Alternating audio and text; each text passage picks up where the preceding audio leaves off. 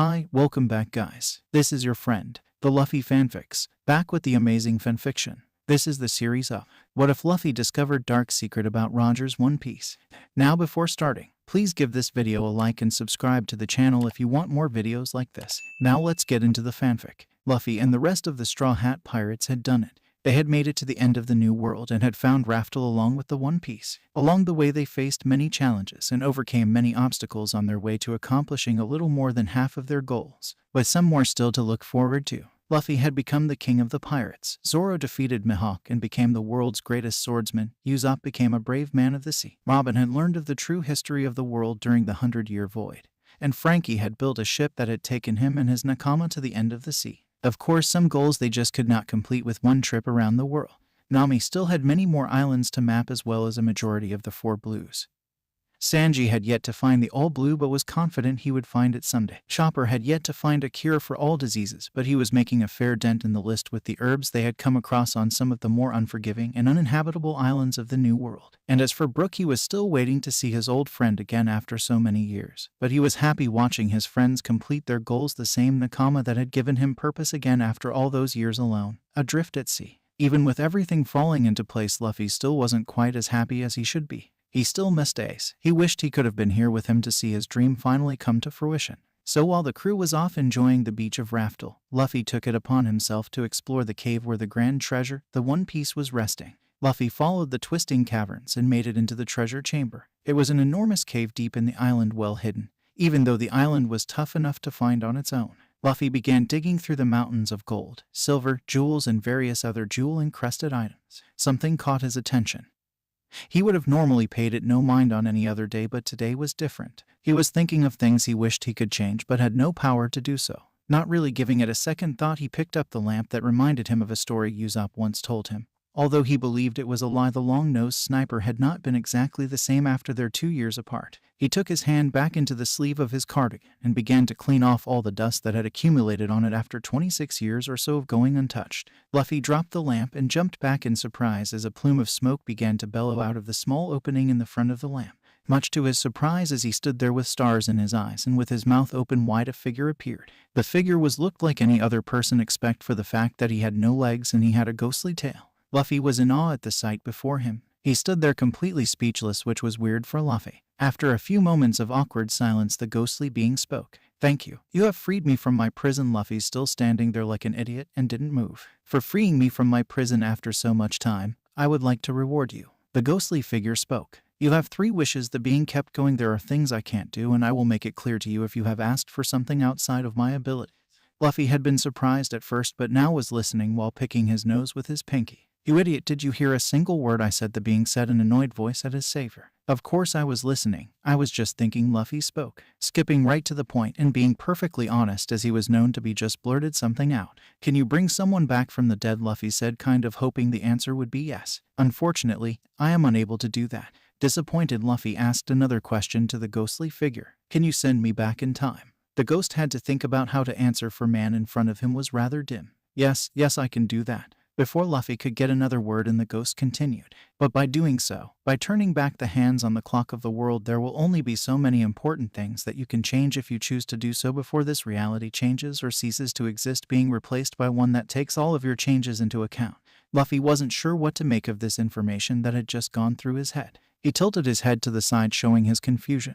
The ghostly figure was unsurprised by this turn of events. "Okay, to make it simple for you, the more of your own past you change, the more this time will change." Luffy put his right fist on top of open left palm as if emphasizing that he understood. "So now that you have come to terms with the idea that this time will change, I have 2 more questions for you. First, is there a specific time in your life you would like me to send you back to?" Before Luffy could get a word in, the ghost began to speak again. "Second, would you like to say goodbye to any of the people who I would presume are your friends outside enjoying themselves?" Luffy stood there contemplating just leaving his friends without a goodbye, as he had never done that to anyone in the past anyway.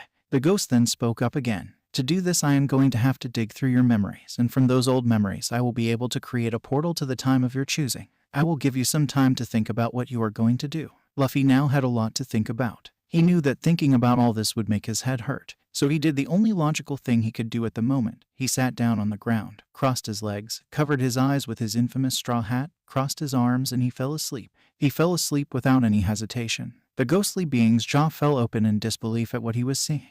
While the ghost was just staring at the idiot in disbelief, Luffy had begun to think back to his childhood.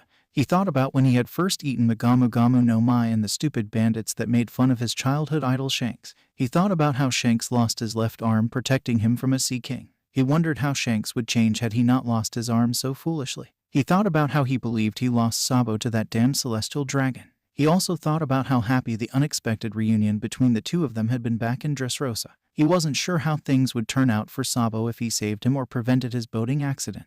He was the second in command of the Revolutionary Army, only below Dragon himself. Luffy really had no idea how much Sabo had done to help his father with their mission of overthrowing the world government.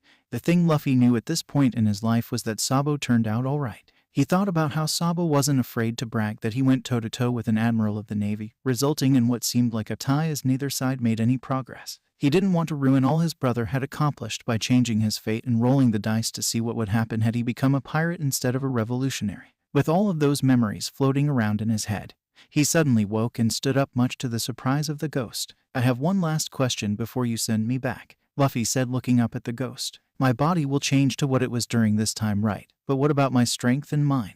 What will become of those?" Luffy stood there waiting for a response to his rather intelligent and self-aware question.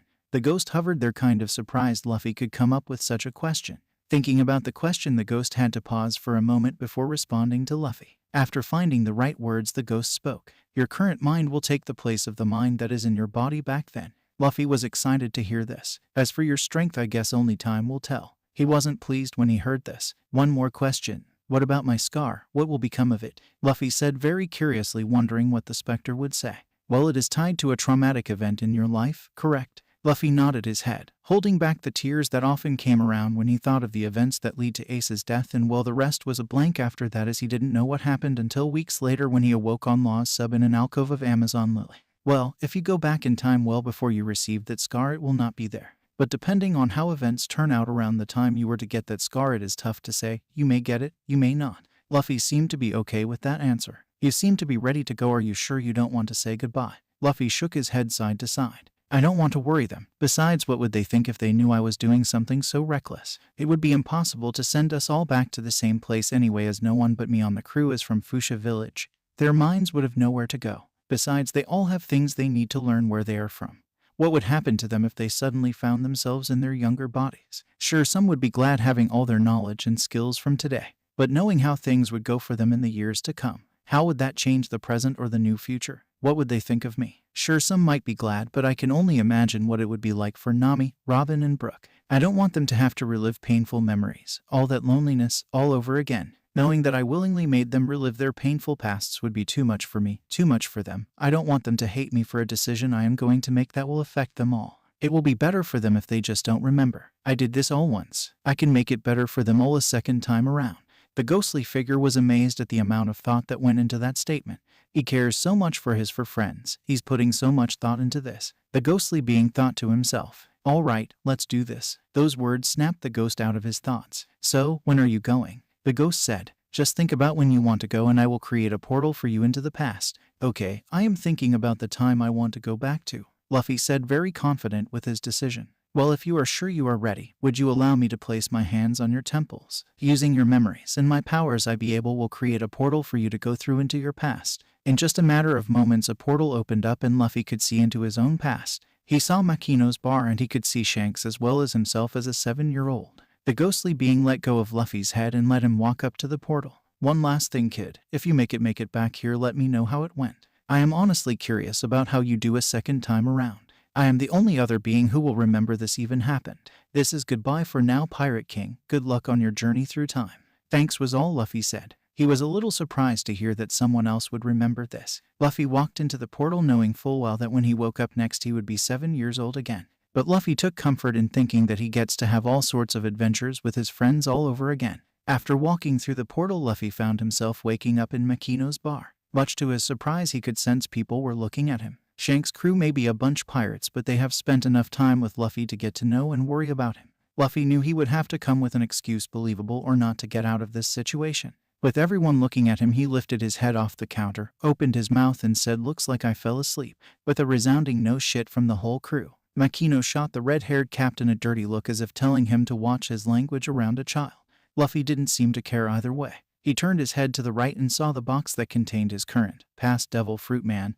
This is going to be annoying, Luffy thought to himself. Before Luffy could get in a word to his idol, the mountain bandits walked into the bar. Luffy really wanted to hit them for what they were about to do to Shanks, but he held back, not really having any idea of whether or not his strength made the journey with him some 13 years back as his mind, so he allowed the scene to play itself out. We are bandits. We're not here to destroy this bar. We need 10 barrels of sake, Higuma said. We don't have any more sake available, Makino said in an apologetic tone. Shanks held up a bottle of sake for the bandit, apologizing and asking if he would like this. The bandit just swung at the bottle and smashed it all over Shanks and the floor. Shanks went to pick up the pieces of broken glass on the floor. While Makino went to help, the bandit drew his sword and slashed a section of the bar. As soon as the bandits left, Shanks broke out laughing, followed by the rest of his crew, only to be halted by a yelling Luffy. I understand why Shanks just laughed it off, but he should have just beaten the guy up. He thought to himself before speaking. Why did you let them do that to you? It's not really a big problem. It is just some spilled sake, nothing to get angry over. Okay, with that, Luffy turned his attention to the box to the right of him while Shanks was talking with Makino. He sat down, grabbed the devil fruit, and took a rather large bite out of it. Shanks turned his attention to Luffy, who was eating something. Shanks got up and yelled at the boy, asking if he was eating the fruit in the box. Before Luffy knew what was going on, he was upside down with his face on the floor. This feels right, even if it is still real weird, Luffy thought. Shanks then told him about the repercussions of eating the strange fruit, even though Luffy knew exactly what he was getting himself into.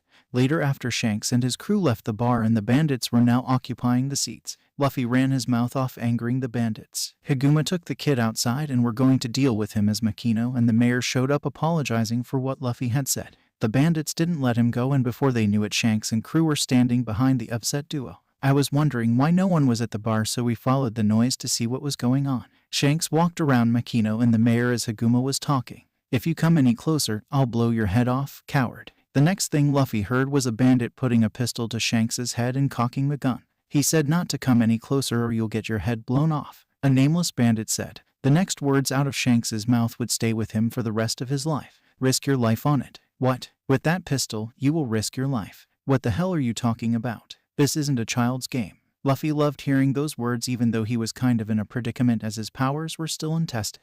Barely any time had passed before the sound of gun could be heard as the bandit who was holding his gun to Shanks' head was shot dead by Lucky Roo. The next words out of Shanks' mouth just made him respect the red-haired pirate even more. I can have food or drinks spilled on me, or even be spit at, and I'll laugh about it. However, if for any reason you hurt a friend of mine, I won't forgive you. With those words, Higuma ordered his men to attack Shanks and crew. But Ben Beckman, the first mate of the red-haired pirate, had dispatched of the small fry in no time at all. This made Higuma nervous as he disappeared behind a smokescreen. Luffy noticed how an important time in his and Shanks' lives was about to occur. The next thing he knew, he was being held by his shirt over the edge of the boat. The bandit then threw him into the water. The next few moments were going to be precious if I want to prevent Shanks from losing his arm, Luffy thought as he was snapped back to reality thanks to the water around him and the king of the coast coming out of the water and swallowing the foolish mountain bandit whole. The Sea King, who had just swallowed the bandit, turned its attention to a struggling Luffy. The Sea King began swimming towards Luffy. Luffy then sensed Shanks holding onto him. At this point he knew he was going to be okay, so he put everything he had into a localized blast of his Heishoku no Haki, intimidating the large beast and sending it off swimming in another direction. Luffy had done it. He prevented Shanks from losing his left arm to the beast. Shanks was surprised to say the least at this development as he sensed the might of this small boy. Shanks knew that only a select few were able to use the ability the young boy had just displayed. Luffy, do you know what you just did? Feigning ignorance, Luffy just played it off as if nothing happened, even though he knew exactly what he had done. No, what did I do? Luffy looked at him confused, even though he knew exactly what he had done. Never mind. If he is not aware of it yet, there is no reason to push him for something he doesn't understand, Shanks thought to himself. While Shanks was talking, Luffy wondered how this would change Shanks' future. When he saw Shanks again in his future, he was able to beat him, but only just so. He knew that doing this would give Shanks the upper hand in the future, and making their battle even more difficult. But he nonetheless would be ready when the time came. He had 13 years or so to train. Shanks swam back to shore with Luffy. Neither person said a word, but they didn't have to. Their expressions showed everything they were thinking. When they made it back to shore, Makino, the mayor, and Shanks' crew greeted them. Shanks left Luffy with Makino as he went to talk with Yasopp, Ben, and Lucky Roo. Something interesting happened while we were in the water, Shanks said. Ben was the first to speak up and ask what happened. All right, Captain, we give. What happened in the water? You may not believe me, but Luffy used the Hayashoku no Haki and scared off a Sea King. I am not sure if he knew what he was doing, but when I was swimming back to shore I could just tell that Luffy was real happy for some reason. The three men looked at their captain with puzzled looks on their faces, as if trying to find out if he was kidding about what had happened. Seeing this reaction, Shanks had no choice but to respond. I'm serious. Luffy used that Haki and sent the damn beast swimming away, terrified. I think he really might be destined for great things one day. The three men continued to look at their captain, still not sure how to respond. All right, Captain, I believe you.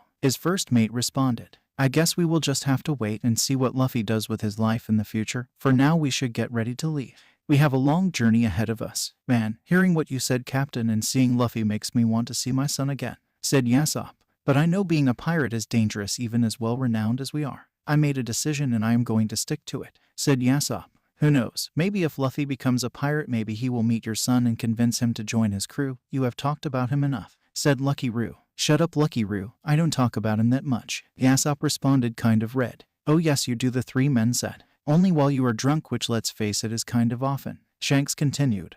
Whatever. Don't we have to get ready to leave, Yasopp retorted. But that the four men started walking toward their ship where they would spend one more night before they left the next morning for their long voyage back to the New World. The next morning, Shanks's crew was loading up their ship with stuff they bought from the town. While they were doing this, Luffy and Shanks were talking. You leaving? Yeah, we have used this island as our base for about a year now. It's about time we got back to the sea. Will you miss us? Yeah, but I am not going to ask to go with you anymore. I've decided I am going to become a pirate myself. Shanks stuck his tongue out at Luffy before responding. I wasn't going to take you with us either way. Like you could become a pirate. Annoyed, Luffy responded, I will. I'll gather my own crew that'll be strong enough to beat yours and find the world's greatest treasure. No matter what, I will become the king of the pirates. Luffy yelled. Oh, you are going to beat us. Then, I'll let you take care of this hat. Shanks took his straw hat off of his head and placed it on Luffy's. It's very important to me. Take good care of it. Shanks and crew all on board. They began sailing away from Fuchsia Village. The villagers were waving goodbye to Shanks and crew.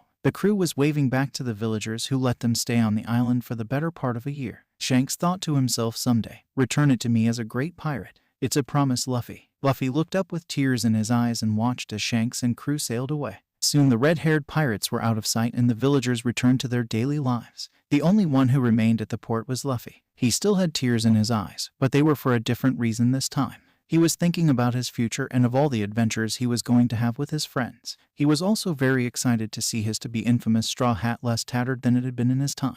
Although he did feel a little strange not seeing all the repair work Nami had done to the hat in his time. She did put a lot of care into repairing the hat for her idiot captain. Luffy made a vow to himself that he would try to take better care of the hat in the future. Finished thinking about what was to come, Luffy put the hat on his head and covered his eyes as he was known to do. While standing there with his hat covering his eyes, a shadow appeared next to Luffy. It was an older version of himself with his red cardigan, yellow sash, blue shorts, and his infamous hat in the same position. He raised his hat from his eyes and the shadow disappeared. Luffy turned to walk around, and as he was walking back into the village he froze in horror. He had just remembered that his grandfather was going to be coming back to the island soon to take him up and live with Daden and her group of mountain bandits. However, there was reason to be hopeful as he was going to see his brother again. Before long, the day when Luffy would meet Ace again had come. He didn't like how his first encounter with Ace turned last time. He was hoping that he would be able to change it somehow. A little later, Garp was walking up Mount Corvo with Luffy's stretched out face in hand. It hurt just as much as last time, but Luffy understood why it hurt him now. Garp wanted Luffy to become a great marine, and Luffy still wanted to become the Pirate King. After hiking for some time, Garp and Luffy made it to the mountain bandits' hideout. Garp dropped Luffy on the ground and went to knock on the door. A very annoyed Daden opened the door, demanding to know who was knocking. It's me, Garp said, straight-faced. Daden stumbled back and Dogra as well as Magra appeared from behind a curtain, shocked to see who was standing in front of them. Garp got straight to the point as Luffy was running around like the child he had always been, as well physically was now. Who is that kid? Magra asked. My grandson, Garp said, as serious as ever. You are going to take care of him as well. What? The trio of mountain bandits replied. Not happening, the trio said again. Okay, then you have to make a decision. Either you go to prison for all of your crimes or you take care of him. Luffy was running around and he felt something nasty hit him in the cheek. Who's there? Luffy said, even though he knew it was an irritated Ace who had done it. He did his best to hide his excitement seeing his brother again. Hey, you. Apologize. That's gross. Garp had stopped talking with the bandits and walked up behind Luffy, who had found Ace. Luffy, this is Ace, Garp said. However, Luffy already knew exactly who he was. Ace had spat in Luffy's face like last time. This time he didn't get as mad. After Garp introduced Ace, he walked off to talk with the bandits again. Garp had decided that Luffy was going to stay with the mountain bandits, and they knew there was nothing they could do or say to change his mind, so they regretfully accepted. Garp told Luffy that he was going to be staying with the bandits. Luffy wiped the spit off of his face, straightened his hat, and walked into the mountain bandits' hideout. Bandits appeared and grabbed him and put a knife to his throat. The bandits began asking for money from him, but he didn't have any. Call your parents and have them bring cash. I don't have any parents. I've only got my grandpa. Then call you grandpa. What's your gramps' name? Garp Sandogger responded. The mountain bandits were shocked to hear this, and all the more shocked when they learned that another kid was going to be staying with them. Daden then walked in and dropped a huge plate full of meat on the floor. It's time for dinner. The bandits rushed to get to the food before it was all gone. He dove into the madness but was unable to get any food due to his size. He missed out on the meat and was forced to eat only a bowl of rice for dinner. Luffy wasn't worried, as he would be able to get his own food later. 1 bowl of rice and a glass of water a day. That is all I am giving you to eat. You'll have to raise yourself to be strong, Daden said. All right, Luffy said. Daden was shocked to say the least as she got her head stuck in the floor. That wasn't the answer she was expecting. All the while Ace had finished eating, gotten up and left. Luffy got up and followed Ace out of the hideout, knowing exactly where he was going. Ace made it to the top of a cliff standing next to a big tree. Luffy had made it to the bottom of the cliff and had gotten Ace's attention. I'm Luffy. I'm not angry that you spat on me anymore. It's nothing to get worked up about. Let's be friends. Are you going somewhere? Luffy said this knowing exactly where Ace was going, but feigning ignorance as Ace was still in a rotten mood. The next thing Luffy knew, Ace had kicked down the tree that was standing next to him and sent it rolling down the cliff and down the hill he had just climbed up. Luffy panicked like he did last time this happened and let the tree follow him down the incline. Once he was far enough ahead of the tree, he stopped, turned around and said, Yusoshoku Koka. Luffy was surprised that this worked. Yuso Koka Gamu Gamu no Gatling, and without much delay Luffy began punching the tree, causing it to shatter into firewood. Luffy avoided getting stuck between a rock cliff face and the tree this time around. By the time Luffy had made it back up the incline where he had seen Ace, he was gone. Good, he wasn't there to see what I could do, Luffy thought to himself. With Ace likely off at Grey Terminal with Sabo, I can test myself. I should see how much of my strength I still have. I should be able to follow Ace much easier this time. Maybe I will be able to show them the basics of Haki, Luffy thought. So with that, Luffy abandoned his quest to catch up to Ace, at least for the next few days, and see how strong he was. Luffy walked off into the forest in some random direction, as he would likely be able to find his way back to the bandits' hideout with his Kenbenshoku no Haki. After walking for a little while, he stopped and figured that this would be as good a place as any to practice. The first thing he tested was his Kenbenshoku no Haki. He had done as Rayleigh taught him and counted the number of strong animals on the mountain. Well, he attempted to, but there were far too many animals on the mountain. He also determined which animals were the strongest, but he didn't know if he could defeat them in his current state. He would need another person to test his skills any further. Stuck for now, he moved on to his Busoshoku no Haki. He thought about his body being covered in the black armor. Instead of being completely covered, he only managed to cover his forearms and legs up to his knees. He wasn't as proficient in this as he had been. By the time the Straw Hats had made it to Raftel, Luffy had learned to control this Haki and cover his entire body in it. He had still needed work on protecting himself from blades cutting him, but he was making progress. Satisfied with that, for now he moved on to his Gear Second moves. He would hold off on Heishoku no Haki and test that on a larger animal once he knew how he stacked up in terms of strength, in case it didn't work as he had hoped. Luffy moved on to Gear Second. He stood in his old stance before his training with Rayleigh. He pumped the blood in both of his legs a few times up into his body, turning himself red and causing steam to radiate off of him. Luffy knew that his method of activating Gear Second would hurt his body, but he hoped that this would be the only time he had to use it like this. Knowing that he still could do it, he let it dissipate and tried it again like Rayleigh taught him. He focused on pumping his legs just enough to get the desired effect. It worked as he hoped it would, and only his legs were red and emitting steam. In conjunction with his Gear Second, he tried the only move he picked up from CP9. He said Zoro, kicked off the ground 10 times or so in an instant, and he disappeared and reappeared all over the forest. He was a little disappointed that he wasn't as fast as his 20-year-old self, but he couldn't expect to be that fast. His little body just wasn't as strong as it had been in the future. He continued to do this for a little while. After determining about how fast he was in comparison to how he had been, he stopped jumping around the forest and went to go catch some food. Doing all this in succession had really tired his little body out. After spending 2 years on Rusukana as well as his previous 10 years on Mount Corvo, Luffy had no problem getting food for himself. After Luffy finished his dinner, he went back to the bandits' hideout, where Ace was surprised to see him alive after he attacked him earlier. The next morning Ace wandered off into the forest to go about his business. Luffy followed Ace out but went off into the forest in a completely different direction and did not bother chasing after Ace. After walking for a while, Luffy found an area with lots of boulders to break. He figured these would be best to test his Buso-infused Gear second attacks. He began practicing and found that he was actually able to break many of the smaller boulders. He wanted to test his Gear third techniques, but he decided to hold off on those for a while. I am not nearly as strong as I was, but this is pretty good for only being 7. I am just glad my body is able to take the strain I am putting on it. I will have to be careful using all of these techniques around people. I can't go showing off too much. What would happen if Grandpa found out about what I could do? Luffy's sweat dropped at the thought of what Garp might do to him. Once I get to know Ace and Sabo again, I should be able to go all out. Maybe they will be impressed and want me to teach them. Shit, Luffy said. I guess I am going to have to figure out how to explain this to them. Starting out the same way Rayleigh taught me would work. This is going to be fun. I still can't believe I never beat them once as a kid. I should have an advantage for a while. Yosh, one more thing to try. He began searching the jungle for a large animal. He had to find a larger animal he could practice on, or it really wouldn't be worth practicing right now. So he used his Kenbenshoku no Haki and found the closest large animal around. And to his surprise, he sensed 2 people chasing after the beast. He figured it had to be Ace and Sabo. So he followed the 3 until he finally caught up with them. Ace and Sabo were attacking the animal but were having some trouble beating it. So Luffy, being the idiot that he is, just walked up and sat down on a rock behind the 2 boys who were attacking the animal. Yo, Luffy said. Ace turned and saw the younger boy just sitting on a rock. You, what are you doing here? Ace said. Get out of here. Run away, it's dangerous, said Sabo. You have to get out of here. We are not going to protect you if this boar attacks you. Yeah, listen to him. We are having a problem beating this thing. There is no way you would stand a chance against it. Sabo said. Okay, let's test that out, shall we? Luffy said, getting up off the rock. He was oozing confidence and excitement to finally get a chance to test this particular skill. The boar had just been standing there since the boys had stopped attacking it to yell at this other little kid. Luffy began walking toward the boar. The next thing Ace and Sabo knew, the boar had gone on the offensive and went to attack this littler boy who should be scared beyond words at this point. Well, not today. Not this little boy, not this idiot. The next thing Ace and Sabo saw stunned them. The little boy had managed to subdue the large boar without even touching it.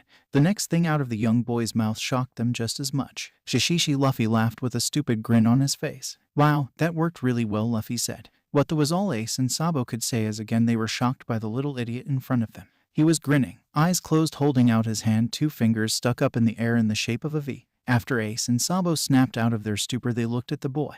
They then realized that they would have to do something about the boar, or it might get up and attack them again. Will it attack us again? Ace and Sabo thought. Is the boar dead? What did he even do? The 2 boys had way too many questions for that particular moment. Focusing back on the boar, they decided to tie it up and they began to roast it. Once the boar was done cooking, Ace and Sabo began to eat. They then remembered the boy who helped them catch their lunch. They were surprised to see the boy drooling at all the delicious meat in front of him. Come on over and have some lunch. You deserve that much, Sabo said. Ace wasn't too happy at the idea, but without the other boy, would they have been able to beat the boar? Ace began to think back at what he saw just a little while ago. The boy covered his eyes, one hand on his straw hat tilted down and the other up in the air. All of a sudden Ace felt a strange chill run up his spine. This was nothing like he had ever experienced before. The next thing he knew, the boar was down on the ground, foaming at the mouth, presumably passed out unconscious. Yeah, thanks for sharing with me, you two. Luffy wanted to use both their names but figured he would let them introduce themselves when they were ready, even though he already knew both of them. Luffy began stuffing his face. Ace had gotten rather annoyed at the sight in front of him, so he spoke up, hoping to get some answers. All right, out with it. What the heck did you do to the boar? Luffy continued eating. This only annoyed Ace even more. Luffy swallowed the food he had in his mouth and began talking. I'm not going to tell you. Mihawk, Luffy said, sticking out his tongue, knowing this would get Ace all riled up. Sabo saw this and figured the only way to defuse the situation was to speak up. I'm Sabo. What's your name, kid? I'm Luffy. Nice to meet you, Sabo. Introduce yourself. It is the nice thing to do since we wouldn't be eating this without Luffy here, Sabo said to Ace. Ace, still rather annoyed, introduced himself. I'm Ace. Nice to meet you, Luffy. Nice to meet you, Ace. Luffy said. Now, was that so hard? I tried introducing myself yesterday but didn't get any response. Instead, you just spat on me, which still was gross, by the way. All Sabo could do was laugh at the response Ace got from the boy, but very quickly stopped as Ace glared at him. The 3 boys continued eating until there was nothing left but bones. So what now? Sabo said. Luffy spoke up before either boy could get a word out. Thanks for lunch. I am going to get back to my training, Luffy said. Luffy got up and began to walk into the forest completely at random. 5. Point 4, Point 3, Point 2, Point 1. Luffy thought to himself as if he knew the two boys wouldn't be able to resist trying to find out what this little boy was going to go do. Ace and Sabo looked at each other. Ace had a rather annoyed look on his face while Sabo had a rather perplexed look on his face. However, both boys nodded their heads and without saying a single word to each other, they had agreed that they wanted to know more about this rather strange and powerful little boy. Just as Luffy finished counting down in his head, Ace and Sabo stood up. "Wait a minute," Sabo said. "Yeah," Luffy said. "Can we come and see what your training is like?" Sabo said. "Of course," Luffy said with a big stupid grin on his face. Luffy stood in place waiting for Ace and Sabo to catch up to him before the three of them began walking into the forest. Ace and Sabo had been following Luffy for a little over half an hour at this point before Ace spoke up. "All right, where are you taking us?" "Oh, anywhere around here should be good," Luffy said. "I was just kind of curious about how long you two would go without saying anything." "Chishishi," Luffy laughed. The two boys nodded at each other and hit Luffy on the head, leaving 2 large welts. "That hurt, you jerks," Luffy yelled in pain. "Well, you could have said something earlier," Ace and Sabo yelled. "Fine, whatever," Luffy said. "Are you two ready to begin?" "Yeah," both boys said. "All right, do you two have any idea what I used on the board back there?" "No idea," Ace and Sabo both said. "What I used on the board back there was called Hayashoku no Haki." Hayashoku no Haki. They tilted their heads and the two looked at the third boy confused. "That is what it is called. But I guess it really isn't fair of me to start off with this technique." "Why is that?" Sabo said, intrigued. "Well, it is very rare for a person to be able to use this type of haki. I think the number was 1 in a million can use this. But I guess there is no real way to find out if that is accurate or not." Two things from that statement shocked the boys. The idea that only 1 in a million people could use the Hayashoku no Haki, and this type of haki implying that there is probably more than one kind to learn. "Can you teach us how to use that haki?" Sabo said. "No," Luffy said very bluntly. "No, what do you mean no? I can't teach it to you because it is not one that you can learn to use. You can only learn to control it once you become aware that you possess it." After those words, the two boys became a little disappointed in not being able to learn such a cool technique. But then Sabo asked Luffy another question. "You said this type of haki, right?" Luffy shook his head up and down. "How many types are there?" "There are 3 types of haki." "Only 3," Ace and Sabo said. "Yes, only 3, but once you become proficient at using one or both of the other types of haki, you will realize you don't need the Hayashoku no Haki." "Okay then, so what are the other types of haki called?" Sabo asked. "The 3 types of haki are called Kenbenshoku no Haki, Busashoku no Haki, and the type you have seen before, Hayashoku no Haki. Everyone has the potential to use the first 2. People often end up training one over the other. Oftentimes it is because they can't learn how to use the other one. If someone can use both, more often than not they will pick the one that will complement their own skills and try to use it to balance their weaknesses. If you can learn both, you will certainly be a match for most any opponent you come across." Ace and Sabo didn't say a word, they only stood there thinking about what Luffy said. "Wow, you know a lot about haki," Sabo said. "Don't give me too much credit, I am just repeating what my master told me." "Who is this master of yours and where can we find him?" Ace said. "I would rather learn from the master instead of the student." Ace said, annoyed. "You want to know where he is?" Luffy said. "Yeah," Ace and Sabo said in unison. "Honestly, I have no idea where he is," Luffy said, grinning, rubbing the back of his head. Ace and Sabo looked at the boy, then looked back at each other. They then proceeded to hit the boy over the head again. "Why did you do that? I wasn't lying when I told you I don't know where he is. Even if you wanted to look for another person to teach you, we would likely be out of luck here in the East Blue." "What do you mean by that?" Ace said. "What I mean is that it would be nearly impossible to find someone else to teach you. Not just in the East Blue or the other 3 blues, but also the first half of the Grand Line. You would likely have to wait to get to the second half of the Grand Line before you find someone to teach you. Really, this ability is that uncommon here." Sabo said. "I really don't know if it is true or not. I am only telling you what he told me. Now before we start, there is one more thing I need to tell you about haki. There really is only one way to make your haki stronger. Haki is the spirit of the user manifest. The only way to strengthen it is to get stronger both mentally and physically. Does that make sense?" "Kinda," Ace said. "You will see eventually." After that, the two boys looked at each other, not exchanging any words. They then shifted their glare to Luffy, signaling they were ready to begin. "All right, are you ready?" "Yeah." "Well then, where do we start?" Sabo said, eager. "Both are hard to learn and will take years to master, but I am sure you will be able to learn." "Which one would you guys like to learn?" "Does it matter which one we start with?" Ace said. "Not really, both are difficult." "Well then how about we start with Kenbenshoku no Haki?" Sabo said. "That sounds good to me." Luffy said. "Before I start teaching you, I want to show you what you will be able to do someday. Ace, I want you to attack me with all you've got." "All right," Ace said, kind of confused. "As a bonus, I am going to close my eyes." "Seriously? Actually, just to make it clear, I am going to be blindfolded while you attack me." "You have to be kidding me, right?" Ace said. Luffy pulled out a long piece of cloth from his pocket and tied it around his head, covering his eyes in the process. Okay, Ace, whenever you are ready, go ahead. Ace took his metal pipe and began to swing it at Luffy to no avail. Luffy was not only able to dodge each and every attack Ace threw at him, Luffy then began to call out which way Ace was going to attack before he did it, swinging down at the right side of my head. Just as Luffy said that, Ace began moving the way he predicted.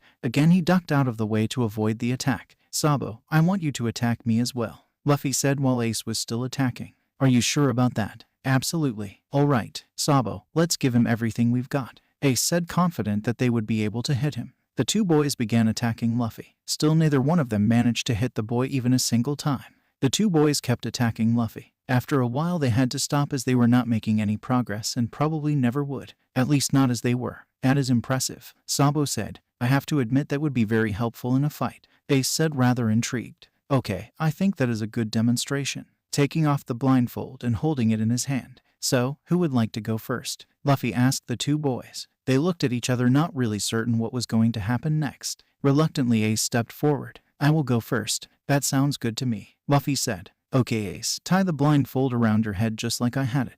Ace looked at him like he was crazy. I mean, you could do it without the blindfold, but where is the fun in that? This training is meant to heighten your other senses. With enough training, this haki will allow you to sense the people around you, determine how strong an opponent is, as well as predict an opponent's moves like you have seen already. There is one other thing about this haki before you start. Kenbenshoku no haki will not make you any faster. You have to rely on your own speed to be able to actually evade an attack. If you are fast enough, you may be able to defeat a user of this haki even if they know how you are going to attack. After hearing all that, what do you think, Ace? Sabo said. I think it will be more effective to train with the blindfold on, Ace said reluctantly. Ace tied the blindfold around the back of his head and covered his eyes. After that, the real fun for Luffy began. Ace, first thing I am going to do is have you spin around.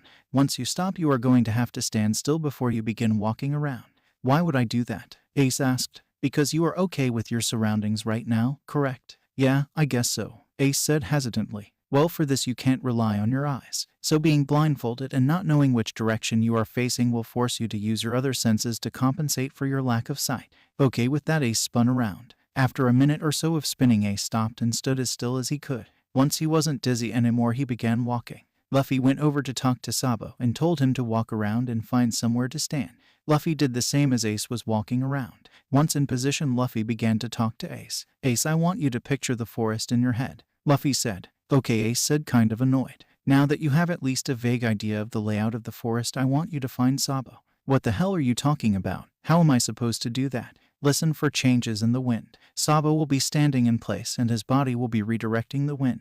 Sabo, you have to be quiet for this to work. He has to find you without listening for your voice. Sabo nodded. After a while, Ace had made very little progress in trying to find Sabo. Okay, we are going to try something else. Sabo, come here, I need to talk to you. Luffy and Sabo talked for a minute before they separated.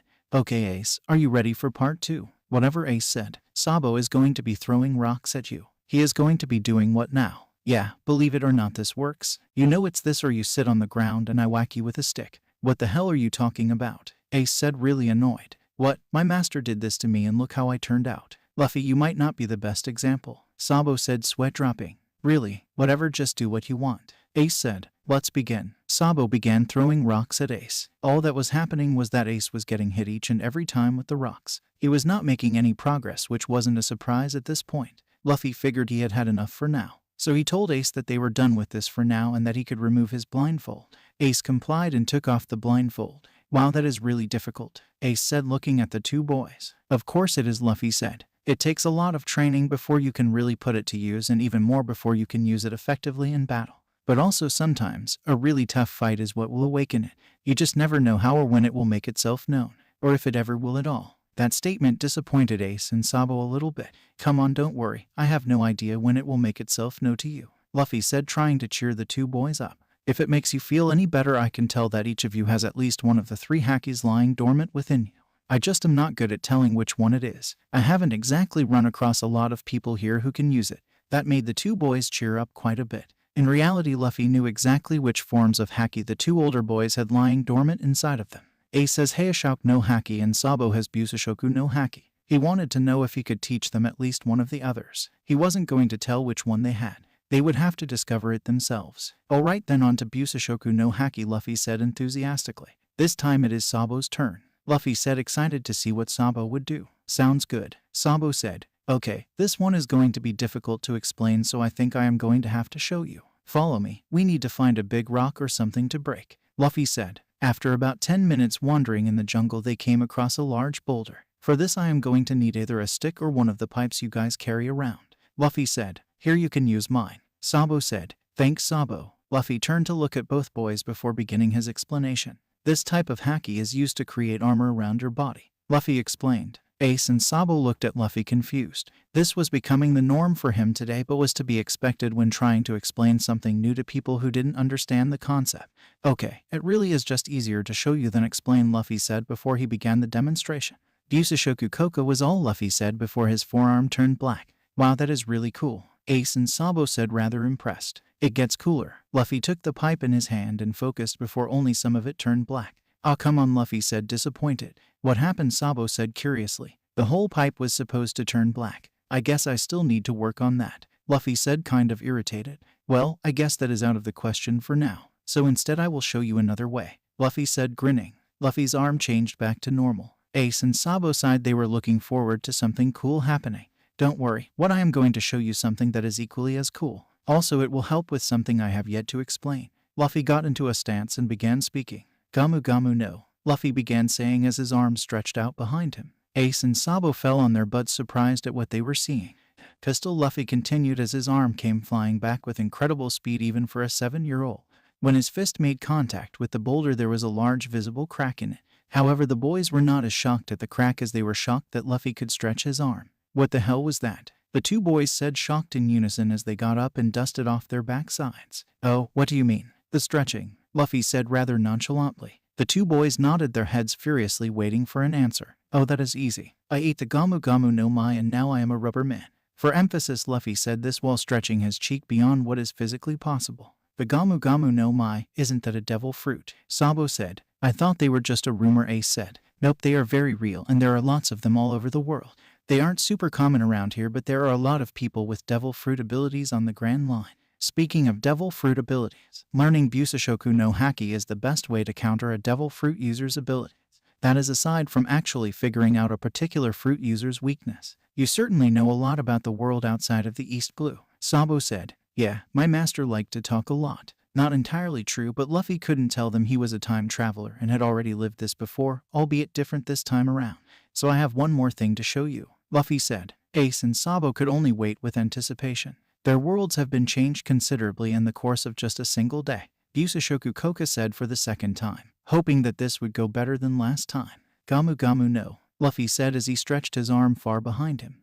Pistol Luffy continued as his arm came flying back at the boulder. This time when Luffy hit the boulder, it didn't just crack, it broke apart into dozens of pieces. All Sabo and Ace could do was stare in awe at what they had just seen. That worked pretty well, Luffy said, grinning. Before Ace and Sabo could get a word out, Luffy spoke up and said something else. I thought I should mention something about this haki. Not everyone uses this haki like I do. More often than not, people use this haki and equip it to their weapons, making them harder and more effective. My master said that there is an island where all the people who live on it can use this type of haki. He told me that this group of people can use this haki and have a simple arrow penetrate into solid stone. This haki stuff has so many uses, it really is incredible. Sabo said, okay Sabo, your turn to try this. Actually, since this is really something you have to do on your own, Ace, you could probably try as well. I think you two might be better off right now trying to get a visible manifestation of this haki just so you can see as you make progress. That makes as much sense as anything else I heard today. Sabo said, I will try it that way. Ace and Sabo said simultaneously. Sabo and Ace both tried to manifest their haki like Luffy. They kept attacking random objects in the forest trying to get it to work. They kept going for some time but with no success. Well, that is enough for today, Luffy said. This is not something that you can master over the course of a day. It could take you years to become really good at it. Luffy said, I still need lots of work to get better, and I am already pretty good at it. Just remember, somewhere out on the ocean there is someone who is better at this than you. That is fair. I guess the world is a pretty big place. Sabo said, Sabo, why don't you come live with Ace and me? Luffy said, hopeful that he accepts. What do you think, Ace? Sabo said, do whatever you want to do. Ace said, well then it looks like I am going to be staying with you too. Sabo said, and Luffy smiled his big goofy grin. We should bring back something for dinner. Ace said, Luffy couldn't help but drool at the thought of meat for dinner. After finding a large deer in the woods, the three boys knocked it out and tied it up. They carried it back to the mountain bandits to cook up for dinner. Back at the bandits' hideout, the three boys began talking. There Luffy learned of Ace and Sabo's dream of becoming pirates. You guys want to become pirates as well? Luffy asked, already knowing the answer. Of course, pirates are the people with the most freedom in the world, Sabo said, and Ace nodded his head agreeing. That's awesome, because I am going to be a pirate as well, Luffy said. Wait, you want to be a pirate? Ace said, kind of shocked. Of course I want to be a pirate, Luffy said. I made a promise to the pirate who gave me this hat. Speaking of, who was the pirate who gave you that hat? Sabo asked curiously. Akagami no Shanks, Luffy said proudly. What was all the boys could say after hearing that name? What was the promise that you made with Shanks? Luffy took off his and said, I promised him that as a great pirate I would give him his hat back. Ace and Sabo thought about that for a few moments. At first they weren't sure what to think of that promise. They thought it sounded stupid, but the more they thought about it, the more they understood the meaning of the promise. The simple task of finding Shanks would not be easy on its own, but standing face to face with Akagami would mean that he would have to become as strong as one of the Yonko. The two boys finally understood the meaning behind those words. Just before they were able to say anything, Luffy opened his mouth and they were shocked by what they heard. I'm going to become king of the pirates, Luffy yelled at the top of his lungs. Over the course of the next few months, the three boys became the best of friends. They would spend their days learning Haki from Luffy, or they would go to Grey Terminal disguised in a very cliché manner. They would wear a long trench coat and the three boys would sit on each other's shoulders. Every so often they would find something to sell in the town center. Other times they would go into restaurants wearing the trench coat, eat lots of food and run away before paying the bill. Over the course of those months, the boys had built a secret base in the woods. They would often spend days away from the mountain bandits' hideout at a time. Eventually, they moved out of the bandits' hideout and lived in their ship-like base. They even built a lookout high up in the tree. They also raised a pirate flag with the traditional crossbones minus the skull. In its place was a red A, blue S and yellow L in the center. Over the course of their next trips into the town center to sell things they found to add to their pirate fun, while the three boys were walking around without the trench coat, they happened to walk into Sabo's father, Outlook 3. Later that afternoon, the three boys were sitting under a tree on the coast looking out onto the ocean. Ace and Luffy had just found out that Sabo had been born into a noble family but did not like the life that had been planned for him. Ace, Luffy, Sabo stood up saying his friends' names. The three of us have to set out to sea someday. We'll get out of this country and be free. I want to see the wide world and write a book about what I saw. If I have to study in preparation for the voyage, then that's no problem. Let's get stronger and become pirates. I'd become one even if you didn't tell me to. Ace said, I will become a pirate, defeat everyone in my way and become known across the whole world. That will be the proof that I lived. I don't care if the world doesn't accept me. No matter how much they hate me, I'll become a great pirate and stand above everyone else. I won't run from anyone or lose to anyone. I'll make sure the whole world knows my name even if it's through fear. Well then, Luffy ran up to the edge of the cliff and yelled out his dream. I'm going to become king of the pirates. Ace and Sabo were surprised that Luffy would still want to become the king of the pirates. I can't wait to see what the future has in store for you, Luffy. Sabo said, you know, there is one problem about the three of us becoming pirates. We all want to be captain. I had not thought about that. Ace said, I thought you would be my navigator, Sabo. You guys can come with me on my ship. Luffy said, grinning. No way, Ace and Sabo said simultaneously. Later in the woods, the three boys were talking with 3 cups on a tree stump. We can decide our future later. Ace said, the three of us might end up sailing on separate ships someday. Have you heard that when you exchange cups of sake, you become brothers? Ace said while filling the 3 cups. When we become pirates, we might not be crewmates on the same ship, but our bonds will keep us connected as brothers. No matter where we are or what we do, our bond will not be broken. Ace said, picking up his cup. With this, starting today, we're brothers. Ace said, and the 3 boys brought their cups together. One day after a storm, while in Grey Terminal looking for wood to repair their hideout, some pirates confronted Ace, Sabo and Luffy. The trio had put up a fight for a little while, but soon they had been grabbed, which prevented them from fighting back. Outlook as well as some guards forced Sabo to go back to High Town with him or he would have his brothers killed. Even though Sabo had been learning from Luffy and practicing with Ace, their Haki still was nowhere where it had to be to defeat all of the people Outlook had brought with him to recover Sabo. Sabo begrudgingly agreed to return with his father as long as Ace and Luffy weren't hurt. After Sabo was gone, the boys were alone and had a chance to talk. Luffy, why didn't we do anything to help Sabo? What if we did beat up Sabo's dad, the guards and the pirates? What would stop them from bringing more people to fight us? Luffy said, sure, we are stronger than all of them,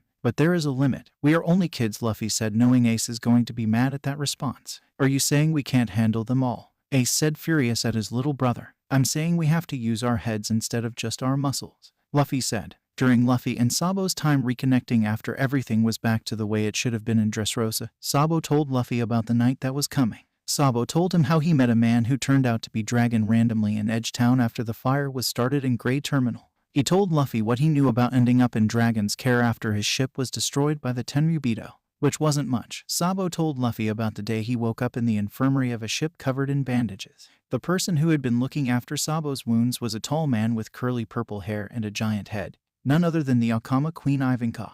Iva told Sabo that he had been out for a few days after the explosion destroyed his boat and that they were heading for the Grand Line. He would later talk to Dragon, who told him that he would be better off presumed dead for the time being and that he would be welcome to join the revolutionaries in their fight to change the world. Sabo told Luffy that when he finally walked around on the boat he was surprised to see some familiar faces. He was shocked when he realized that they were from Grey Terminal. What Dragon didn't tell him was that he had saved most of the residents of Grey Terminal from dying in the fire. Sabo told Luffy that Blue Gem was involved. He really didn't know any of the details. What Sabo told Luffy next really pissed him off. Sabo told Luffy that all of the nobles as well as the king up in Hightown knew that there was going to be a fire. What Sabo told Luffy really made him hate nobility even more than he already did. Sabo said that they were going to be getting rid of all the trash for the Tenryubito's visit to Goa Kingdom.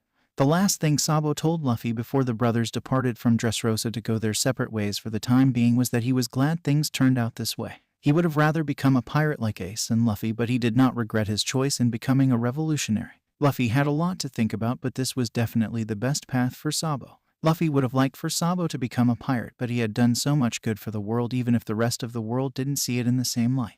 Things are going to get very interesting around here and really soon, Luffy said cryptically. Ace hit him over the head. What is that supposed to mean? Ace screamed at his brother. Sabo can't be happy that he had to go back to his old life, Ace said angrily. You were right about that, Ace. Sabo isn't happy with what he had to do, but he did it to protect us. Luffy could only hope that his interfering wouldn't change the past too much. After the incident, Blue Gem, the pirate captain hired by Outlook to find Sabo, returned and began talking with the boys he had previously restrained.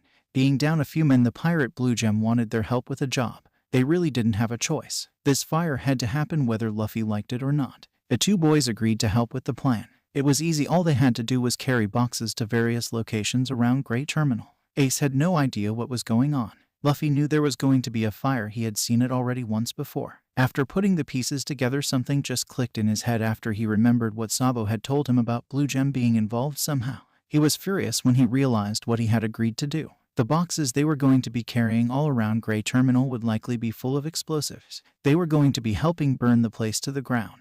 Luffy kept his cool until the pirates and the boys had parted ways. Once they were far enough away from Grey Terminal and back in the woods, Luffy went ballistic. All Ace heard was the sound of trees shattering as they were being attacked by wave after wave of black fists. Ace knew that there had to be a reason for Luffy doing this, but he was going to have to let Luffy wear himself out. At his current level, Ace was no match for Luffy when he was going all out like this. Almost an hour later, the constant barrage on the trees and the landscape came to an end as Luffy fell down exhausted. Luffy, what's up? Ace said, concerned, which was rare for him at this age. All Ace heard out of Luffy was a constant heavy breathing, trying to catch his breath. While catching his breath, Luffy was thinking that now would be as good a time as ever to tell Ace some of the details about himself and his future. He was also going to have to deal with a dumbfounded Ace as well as his reaction to telling him his brother was going to die. Ace, Luffy said with his breathing finally under control and sitting up. How do you think I got so good at Haki? Luffy said, not sure how Ace would respond. You said you learned from your master, right? Ace said, confused. That is right, but how old am I? Luffy said. How old are you? Ace repeated the question, confused. Before he could say anything, Luffy spoke up. I am 7 years old, Luffy said. How do you think I am capable of using such advanced techniques? Your master taught you. Yes, but when did he teach me? Luffy said, getting ready to tell Ace a little of his future. How the hell should I know? Ace said, annoyed at the questions. Exactly. Being 7 years old, I shouldn't know any of this. Yet here I am using the same forms of Haki vice admirals and above use as well as the strongest pirates in the world. Is that true? Ace asked, rather surprised at where this conversation was going. Yeah, it is, Luffy said. When I first met you, you wanted nothing to do with me. The next day I show up and show you up. I reveal to you something that we have no business knowing here in the East Blue, let alone at our ages. Not sure where Luffy was going with this. Ace sat down and let him continue. At first we hung out because you two wanted to learn from me, but the more time we spent together, the closer we got. We even became brothers so that the sea wouldn't tear us apart someday when we set off on our own. In a matter of 2 days you learned about stuff it took me 17 years to learn even existed. Luffy. Ace interrupted. Wait, did you say 17 years? Ace asked, flabbergasted. Yeah, I did. Well, that kinda makes sense. Sabo and I knew there was something different about you. We didn't know how to explain it. It was like you didn't quite belong here. You knew far too much about the world outside of the East Blue and Goa Kingdom. So tell me, how do you know about all of this? Ace concluded. Kind of shocked that they could tell, Luffy began talking again. I know so much about the world because I have lived this once before. Ace looked at him dumbfounded. That was not the reason he believed was coming. I made a wish to come back to this time to change a few things. Ace couldn't believe what he was hearing. You went back in time to change a few things, Ace said, then thought to himself for a few moments before he began to ask Luffy questions. When are you from? Why would you do something so crazy? Why would you give up everything you have worked for up to that point and simply throw it all away? What did you lose that made you want to come back to this time? I expected you to have questions, so I will answer them the best that I can. I am from 13 years in the future. I did this because I wasn't happy in my time. I gave up everything because I believe that I can do it all again. This time I will be stronger so that I can protect those close to me. Someone very close to me. The first answer shocked Ace. The second answer was very straightforward, typical Luffy. The third answer surprised Ace. The final answer was mysterious, but Ace could see the hurt in his eyes when he said those words. 13 years. Someone very close to you. In your future you are what, 20 years old? Ace asked. Yeah, that is right, Luffy said. What is my future like? Ace asked curiously. What, you want me to spoil it for you? Luffy said, trying to hold back the tears that were forcing their way to the surface when he thought about Ace's death. Ace noticed that something was wrong and dropped the subject, knowing that it must be a very personal one, something he didn't like talking about. Luffy was relieved for the time being. Ace, Luffy said, no longer trying to hide the fact he was getting upset. There are things I will tell you when the time is right. What you do with that information is up to you, Luffy said. Well, when do you plan on telling me? Like I said, when the time is right I will tell you. So you know what is going to happen here in the next few days? Yes, I do. That is why I was destroying the forest. I still don't know what the right thing to do is. Alright then, tell me what is going to happen here in the next few days. Ace asked, genuinely curious about knowing how the problem with Sabo would turn out. He was not ready for what he was about to hear. He soon would understand why Luffy went on that rampage. Tomorrow we are going to carry out Blue Gem's plan, and we are going to be moving crates of explosives that will be ignited tomorrow night. The fire from all of those explosives is going to engulf Grey Terminal and it will burn to the ground. Come on, Luffy, that isn't funny. Ace said. Don't go making stuff up just cause you think I will believe it. Ace said, annoyed and worried that the words out his brother's mouth were nothing but a lie. Ace looked at Luffy, whose expression hadn't changed in the slightest since he mentioned Blue Gem and Grey Terminal burning.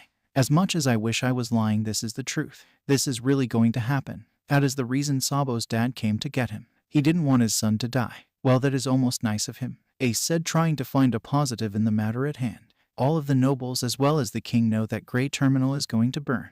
They planned it themselves, Luffy said, really pissed off. They are getting a pirate like Blue Gem to start the fire so that they can place the blame on him and keep their hands clean. They are getting rid of all the trash in the kingdom. A friend told me all about it last year. Ace looked shocked and disgusted that somebody would do that to another person. They are doing all of this to impress a Tenryubito. What is a Tenryubito? Ace asked curiously, but being careful as this seemed to another touchy subject.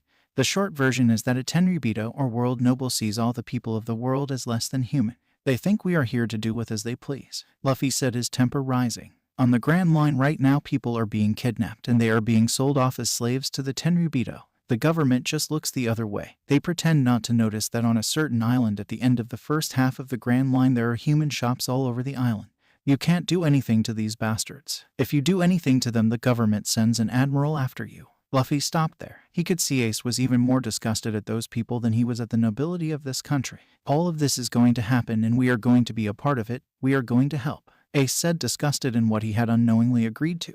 Yes, that is true, Luffy said, rather emotionless and disgusted in himself for helping with this cruel plan. However, there is a bit of a silver lining to this, Luffy said, the hope returning to his face. That friend who told me that the nobles knew all about this. He was told by the survivors that when they were stuck with nowhere left to go, a strange wind created a path for them to follow to a ship that would get them to safety. We really have no idea how many people live here. As horrible as it sounds, there will be people who will not survive tomorrow night. This friend of mine is going to play a part in the events that unfold tomorrow night. Luffy, who is this friend of yours? He has to live in this country or he would not be able to play the part you said he is going to.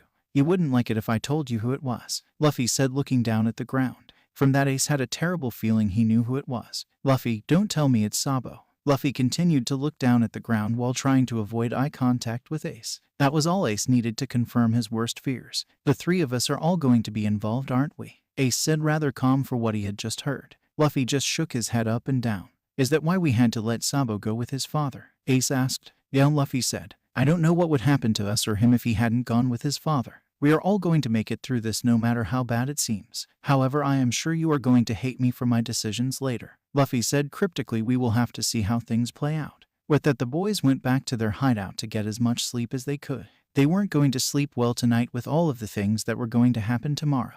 Well, the next morning came and things had stayed relatively the same, aside from Luffy telling Ace about what was going to happen later in the day. Like last time, they helped move the crates around Grey Terminal. Unbeknownst to Luffy, Sabo's night had stayed exactly the same as last time. Luffy and Ace hated not being able to help their brother. However, their best chance for things to turn out like last time was to follow as close to the plan as they could. They didn't tell any of the residents, nor did they make it apparent to Blue Jam's crew that they knew what they were moving for them. Everything had gone according to plan. Later that night, the fire started and the giant gate that connected Grey Terminal to Edge Town was closed, preventing the trash from making their way into the city. It also technically prevented the gigantic inferno from spreading further into the kingdom. As far as Luffy knew, the whole tragedy had been duplicated. He really wouldn't find out about the people from Grey Terminal until he hopefully met up with Sabo again someday. It may or may not be in Dressrosa, since both brothers unknowingly showed up to win Ace's fruit that had reappeared after his death. He could only hope that the weapons Doflamingo was selling would be enough for him to see Sabo again. Luffy knew that he had to prevent himself and Ace from getting captured by Blue Jam and crew. So they got out of Grey Terminal as the fire had started to spread. They made it back to the mountain bandits' hideout before Daden did anything foolish and went looking for them like last time. This meant that Ace wouldn't discover his Heishoku no Haki yet, but Luffy knew he would find some other way to help him draw it out. The few days before the Tenryubito's arrival passed and they had not heard anything from their brother. Luffy figured that the next time they would hear from Sabo would be in the letter he is going to send, or in 12 years in Dressrosa. It would probably be no sooner than that. Finally, the day arrived when the Tenryubito would arrive at Goa Kingdom. Luffy had gotten up early to make sure he made it to the port Sabo told him he left from. There he saw all of the people eagerly awaiting the arrival of the people he hated so much. Luffy pretended not to notice that Ace had followed him to the port. Finally, the Tenryubito's ship was in sight. Everyone was surprised to see a ship sailing out into the open ocean. Ace and Luffy were now standing side by side, as Ace knew he couldn't hide his presence from Luffy. They were surprised to see the officials making such a big deal out of such a small vessel going out to sea. They tried all they could to get the ship to turn back, but to no avail. The people were just worried about the little ship ruining the ceremony. The next thing that happened made everyone cringe. A shot was fired from the government ship, crippling the small fishing vessel and setting it on fire. Not long after, a second shot was fired from the huge government ship. The shot destroyed the boat, leaving it in large chunks floating in the ocean. The next thing Ace and Luffy heard disgusted them. All the people were worried about was the Tenryubito would be angry. Nobody cared about the wreckage of the ship the small boy was on. Luffy, don't tell me. Was Sabo on that ship? Ace asked, fearing the worst. Yeah, he was the one sailing out to sea. Luffy replied, ready for whatever Ace was going to throw his way. This next answer is going to determine what I do next, Luffy. So tell me, do you sense Sabo among the wreckage? Luffy stood still as he searched the waters around the wreckage. The next words out of his mouth would be some of the most important he would say for years to come. Luffy stood there with tears in his eyes as he replied to Ace. Ace saw the tears and feared the worst, but he was glad when heard words finally come out of the younger boy's mouth. He is alive. That was all he said as he began crying tears of joy. Last time he had to rely on Dogger for the news that Sabo's boat had been destroyed by a Tenryubito. He was glad that he was able to see it firsthand this time. They stood there for a while as the crowd died down and eventually disappeared. They stayed in that spot monitoring an unconscious Sabo. Hours passed, neither boy saying a word. Finally, day turned into night, and as they were getting ready to leave, they felt a strong wind propel a small rowboat across the water, pick something up, and take off. All the while, Luffy had been using his Kenbenshoku no Haki. He had sensed someone familiar. He still had not gotten the chance to get to know his dad, but he had finally met him on an island somewhere halfway through the New World. After the boys saw the boat appear and vanish, Luffy finally spoke up. Ace, Sabo is going to be okay. Are you sure, Luffy? Ace asked, full of hope. I sensed two people in the boat that disappeared. One was an unconscious Sabo and the other was my dad. Your dad? Ace said, very confused. Not here, Ace. Let's go. Since when did you think you could boss me around? Whatever, we need to get out of here. After the two boys made it a safe distance into the forest, they began talking. Okay, Luffy, tell me who that was. Who picked up Sabo? His name is Dragon. He is my dad. I will tell you more someday. I don't think he has made a name for himself yet. Someday that name will be known around the world. That was the last thing the boy said before they started to head back to the mountain bandits' hideout. On the way back, Luffy was thinking, Sabo was safe and sound with Dragon. I hope that this was for the best. I knew that Sabo had worked hard and accomplished a lot after his boat was destroyed by that Tenryubito the first time. I only hope things turn out as well this time around for him. It would have been amazing to see what he would have done as a pirate, but I wouldn't feel comfortable changing the future that much, Luffy thought to himself. Luffy, Ace spoke up. Did Sabo become a pirate the first time? Ace asked, trying to find the right words. Time travel was a pain to ask about. No, he didn't become a pirate, Luffy said. So, what did he end up doing? Ace asked, curious about how his brother would turn out. He ended up following my dad and made a name for himself that way. Do you know about any of the adventures he went on? Ace asked. I know only about one because I was there with him. We didn't have time to catch up and exchange stories about the adventures he went on. Luffy said. Could you tell me about the adventure you went on with Sabo? What I can tell you is that we stopped a weapons smuggler and returned the rightful king to his throne. I thought you hated kings. I don't like rulers who hurt their people. This king was kind to his people. He is only of a few kings who really deserve to be where he is. Don't worry, Ace. Sabo is going to become a great fighter under Dragon, Luffy said, trying to change the subject. We have to improve your skills in Haki. We promised Sabo that we would set out on our 17th birthdays, right? We have 7 years. That is plenty of time for you to improve considerably. I have 10 more years. This is going to be fun. The next morning the two boys began to spar. Luffy didn't use his full strength at first, but soon he realized that Ace would be better off sparring against someone stronger than himself. After a year, Ace had learned that he had the Heishoku no Haki. He still had a ways to go before he could really control it and use it near any people. The boys continued on training for 6 more years after that. During that time, Ace had learned to use Busashoku no Haki and he was pretty good at it. He still couldn't figure out how to use Kenbenshoku no Haki. During those years, Garp would regularly drop in to see how his grandson and adoptive grandson were doing. He would train the two boys when he had time off. Ace and Luffy did their best to hide their Haki training from Garp. However, after a few trips, Garp had discovered that they learned to use Haki. He did really care how they learned it. With Luffy and Ace's understanding of Haki, Garp's training sessions got harder. All in all, he was glad to see his grandsons learning Haki so young. He still believed that they would be fine Marines someday. During their 7 years, they would go into the mountains and hunt for food. Only one of the boys had to go and get food, but the other would still tag along to help carry back the animals they had killed. They would still go to Grey Terminal every once in a while to find things to sell. They would still go into town and dine and dash as they did when they were kids. Only now the two growing teens would eat so much some places were forced to close for the rest of the day or sometimes even the rest of the week. Finally, after Ace's 17th birthday, it was time for him to set off and see the world. Luffy had told him stories about his travels as a pirate, omitting the fact that he found the One Piece and became the Pirate King in his time.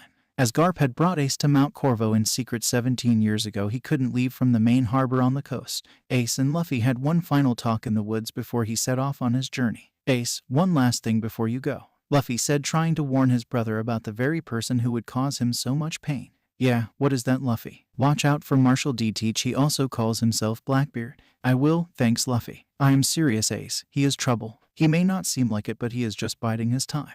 A good friend of mine told me all about him. Luffy was talking about Marco and some of the other commanders of the Whitebeard pirates. Luffy became good friends with them after they met up in the New World just by accident on the island where Ace's and Whitebeard's graves were located.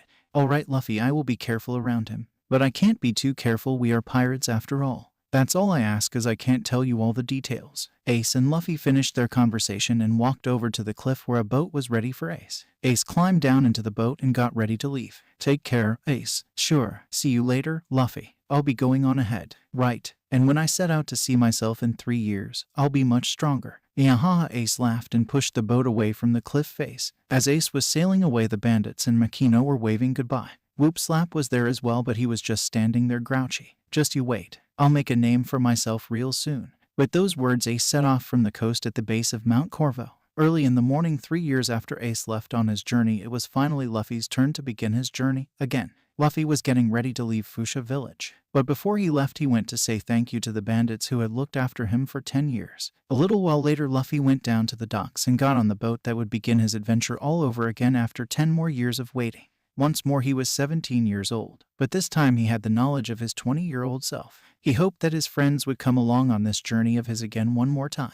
As Luffy set off from Fuchsia Village, he waved goodbye to the people who were there to wish him luck. Not long after leaving the dock, Luffy encountered the king of the coast. Just like last time he defeated the king of the coast with a single punch. After defeating the Sea King and journeying into the wide open ocean, he began to wonder about his crew. He began to wonder about the crew he left behind on Raftel. He also wondered about the crewmates he has yet to meet this time. He thought about the friends he would have the pleasure of getting to know all over again. He knew that his friends wouldn't remember their time together, and he had come to accept that. He would be starting from scratch just like his first time through. However, this time, knowing about all the people he had grown so close to, he figured it would be easier to convince them to join. He knew that he would have to hold back a little bit while fighting some of his old adversaries of the East Blue and early on in the Grand Line. He figured he might not get a real challenge until he fights Rob Lucci of CP9. Those names still made him cringe. Just thinking about what the government put Robin through made him furious. He was glad that his friends wouldn't know about what he had done in order to save the brother that he admired so much. He was glad that even though his friends had to go through their ordeals all over again, he took a strange comfort in knowing that they didn't know they had to go through it for a second time. Now as Luffy begins his journey again, we take a step back into the past 10 years or the future 4 years or so, however you want to look at it. Either way, this is just after Luffy had made his request of the ghostly figure inside the lamp to be sent back into his own past and disappeared. Has anyone seen Luffy? Usopp said. No, haven't seen him for a little while now, Sanji said, taking a drag of his cigarette. It has been quiet for a while now, Nami said. What kind of trouble could he have gotten himself into? Nami asked, a little concerned. We have nothing to worry about, we are the only ones on this island, Robin said. I saw him go into the cave a while ago, but he never came back out, Zoro said, taking a drink of sake. Why didn't you say so sooner, Baka Murimo? Shut up, Aro Cook. The two began fighting like usual, and like usual it was ended just as quickly. Nami stopped the idiots like she does all the time by just hitting them on their heads, leaving large bumps. Well, since we know where he is, let's go look for him, Nami said. Should we split up into groups? Frankie asked. We shouldn't have to, but it may be a good idea once we get inside the cave, Robin said. The Sunny should be safe, Nami said, directed at Frankie. Do you think we should go get some baby Den Den mushi? Usopp asked. That is not a bad idea, but I don't think we will need them. Should I go get some rope for the stray Murimo so he doesn't get lost? Sanji asked. I don't get lost. Of course you don't, everyone said sarcastically. We will make sure Zoro doesn't get lost, Usopp and Chopper said, volunteering. Fine, Nami said. Well, are we all ready to start looking? Nami asked. Yeah, everyone yelled. The Straw Hat Pirates headed for the cave where the One Piece was resting. They followed the twisting caverns and made it into the treasure chamber without losing anyone, specifically Zoro. They were still amazed by the mountains of gold, silver, and jewels. Let's split up and look around. Meet back here in 30 minutes, Nami said. They split up into groups of 2 and began looking around. Nami went with Robin, Zoro with Brook, Frankie with Sanji, finally Usopp with Chopper. After looking around for a little while, Usopp and Chopper came across a mysterious lamp. Unfortunately, the other 6 Straw Hats came up empty. They found plenty of interesting jewel-encrusted objects, just nothing indicating where their idiot captain went. 6 of the Straw Hats were grouped near the entrance to the cavern after the allotted time. However, Usopp and Chopper didn't make it back in the 30 minutes. The 6 Straw Hats went looking for their friends, and they were surprised to find Chopper and Usopp sitting on the floor talking about what they found. I can't believe it, Chopper said. I know, right? It looks just like the lamp from that storybook, Usopp said. The 6 remaining Straw Hats interrupted Usopp and Chopper's conversation. Why are you guys just sitting there talking? Nami asked the 2, annoyed. Usopp stood up and showed the lamp to the rest of the crew. What are we looking at, Usopp-san? Brook asked. Do you guys remember that storybook I showed you a while back about the ghost trapped in the lamp that grants wishes? Usopp said. Yeah, what's your point? Sanji asked. Well, I think we just found it, Chopper said. Are you saying that you think that this is the lamp from that story? Robin asked. Yeah, I do, Usopp said, very sure of himself. You know that story is just based on a legend, Nami said. Well, aren't all legends based in at least some truth? Usopp asked, looking at Brook. What, you mean me, yo-ho-ho-ho? You did spend 50 years in the Florian Triangle, Frankie said. That is more than enough time for legends to spread, Robin said. Well, I guess there is only one way to find out if it is real or not, Usopp said. He began to rub the lamp. At first nothing happened. However, after a few moments, smoke started flowing out of the front of the lamp. Soon a ghostly figure hovered in front of them. You can't be serious, they all yelled, surprised to say the least. I can't believe it's true, Zoro said, his one good eye wide open. Thank you for freeing me from my lamp, the ghostly being said. The ghost looked around and got a familiar feeling. The people before him were the same people he sensed on the beach earlier today, enjoying themselves. Oh my, are you the Nakama of that Straw Hat boy? We are, but how did you know that? Nami asked. I may have been trapped in that lamp, but I can still sense the people around the island. You are the first people to set foot on this island in 2.5 decades or so. Well, on to the matter at hand, the ghostly being said. I assume since you rubbed my lamp you are looking for your friend. Is that correct? Yeah, that's right, Zoro said. Well, I guess nothing has changed yet. What are you talking about? A confused Sanji asked. Do you know where our captain went? Chopper asked, concerned. Of course I know where he went. However, it is more accurate to say I know what time went to. The ghostly being said. What time he went to? Said the Straw Hat crew. Yes, your captain found my lamp and I appeared before him. I told him that I would grant him 3 wishes. He asked if I could bring the dead back to life. I told him I was unable to do that. He then asked if I could send him back in time. When I told him that I was able to do that, his eyes lit up. Oh shit, Zoro said. I can only guess what you were thinking, but do you have any ideas as to when I might have sent him? The ghostly being said. He couldn't have, could he? Sanji asked. He didn't go back to Marineford, did he? Nami asked, concerned. No, he went back much further than that. How much further are we talking? He went back 13 years. He did what? Yelled the entire crew. I was able to create a portal through time and sent him back just by glancing at his memories of the time he wanted to go back to. I could tell that he was unhappy with how a few things turned out and he wished to correct them. I am sure you guys are aware of at least one of the things he was thinking about. Ace was all the Straw Hats said, still feeling guilty of not being able to help their captain when he needed them most. That is correct. There were a few other things Luffy wished to change. Were you aware that Luffy believes he was responsible for Akagami losing his left arm?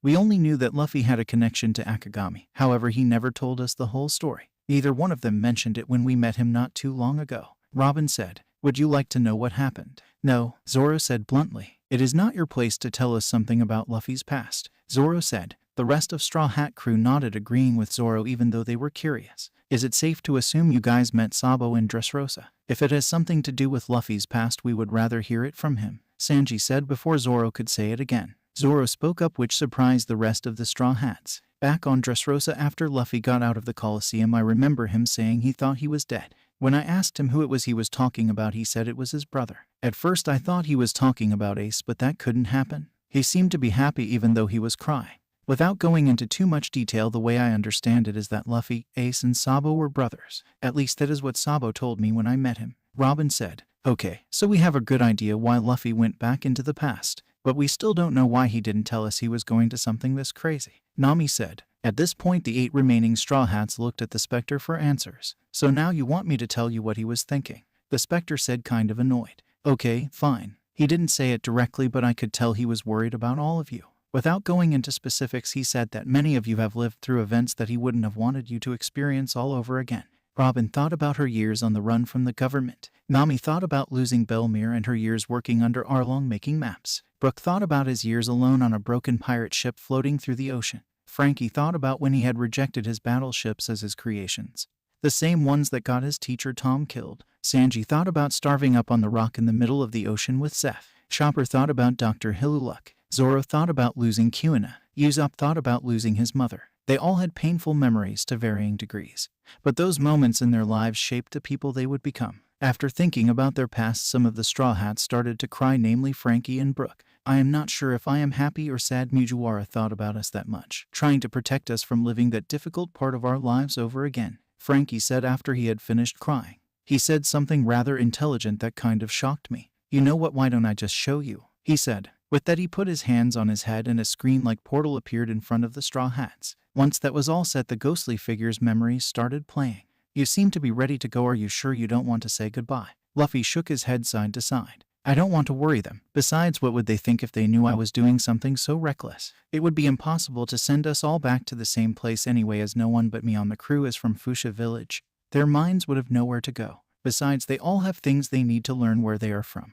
What would happen to them if they suddenly found themselves in their younger bodies? Sure, some would be glad having all their knowledge and skills from today, but knowing how things would go for them in the years to come, how would that change the present or the new future? What would they think of me? Sure, some might be glad, but I can only imagine what it would be like for Nami, Robin, and Brook. I don't want them to have to relive painful memories, all that loneliness, all over again. Knowing that I willingly made them relive their painful pasts would be too much for me, too much for them. I don't want them to hate me for a decision I am going to make that will affect them all. It will be better for them if they just don't remember. I did this all once. I can make it better for them all a second time around. With that, the memory stopped playing and the portal closed. Well, what do you think? The ghost asked. He couldn't see what was going on around him while he was projecting his memories of earlier that day. When he got a good look at the Straw Hats standing there, he noticed that a good portion of them were crying to varying degrees. The only two who weren't visibly crying were Sanji and Zoro. but the ghost could tell that they were expressing themselves in their own way. Sanji was puffing on a new cigarette and Zoro was clutching his Wado Ikamanji. He is going through all of this again. He is going to help us all a second time and none of us are going to know that. We won't know what he has gone through. None of us will know what he will have to go through again. We won't be able to help to him, Nami said, wiping the tears away from her eyes. He really is smarter than we give him credit for, Sanji said, not trying to take a jab at a touching moment. One by one the Straw Hats stopped crying, but they could all tell they were still shocked at what they had just seen. He did put a lot of thought into this, Nami said, still rubbing her eyes. He has done so much for us and he is going to do it again. I won't accept that. I can't accept that. Isn't there something we can do? Zoro spoke up, still clutching Wado Ikamanji. Well, technically he only used one wish, so you do have 2 more. The ghost said, I can do the same thing I did to your captain 2 more times. Just letting you know that is an option. Can you give us some time to talk? Zoro asked. Of course this is rather difficult. I will give you as much time as you need. Thank you, Nami said, and the 8 pirates walked off to a nearby part of the treasure chamber. I for one do not want to let him be the only one to do this all over again. Imagine being in his position, knowing all of this stuff about each and every one of us. Zoro said. What do you mean, Zoro? Usopp asked. He is going to have all of these memories of us that we won't be able to share. Knowing him, he is going to act exactly the same as he usually does. We are used to it now, but think back to what we know of his personality when we first met him. I for one thought he was amusing, but he could really get on your nerves sometimes. Now imagine someone who knows so much about you but can't just outright talk about events that you haven't brought up or events that haven't happened yet. Robin said, trying to make it as clear as possible. Yeah, I for one don't want to forget all of the stuff we have been through with him. It has been difficult, but look at where we are now. We are on Raftel, we made it here, and it was thanks to him that we are even together. We helped him complete his dream, now he is helping us complete our dreams. How could we not do whatever was within our power to help our idiot captain? Sanji said, if not for Luffy I would probably be dead. I would still be making maps for Arlong.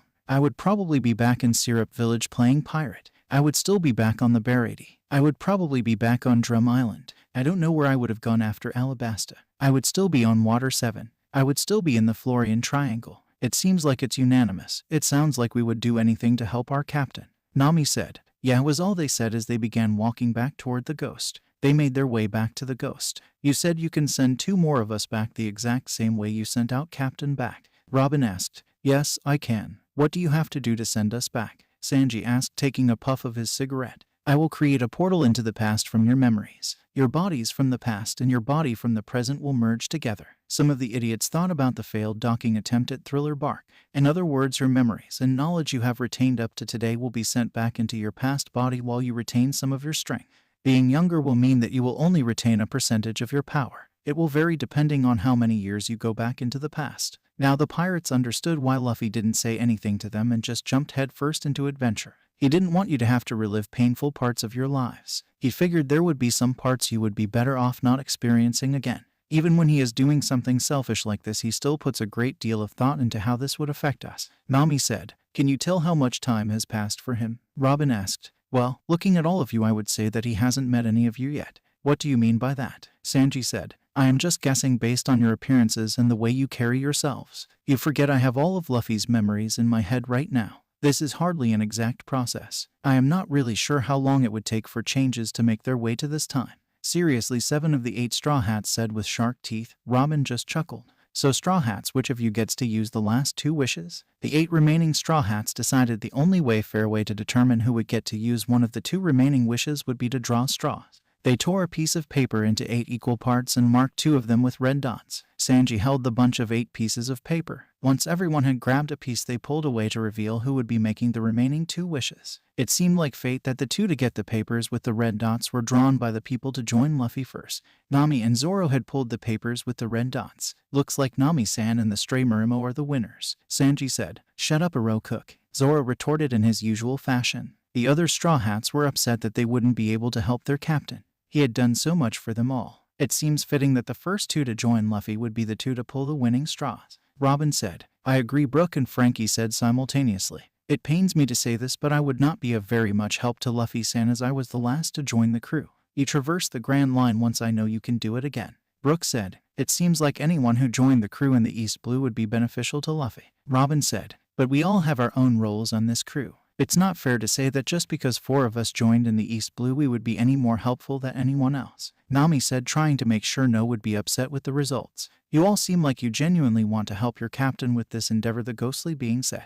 Of course we want to help him, all 8 remaining Straw Hats said. He has done so much for us and we still haven't found a way to repay him for all that he has done for us. Nami said, I think I know how you can all help your captain, the ghost said. Really, how can we all help him? Chopper asked enthusiastically. Sending a person's mind and body back in time is very difficult to do. I know of a way for you all to help your captain without having to go back in time yourselves. It is really simple, the ghost began. You all have something that you hold important to you. Correct. The 8 Straw Hats nodded. Well, if you would allow me, I can imprint your memories and knowledge into the items special to you and send that back in time. I can place items very precisely in the past. It is much easier to send an inanimate object back into time.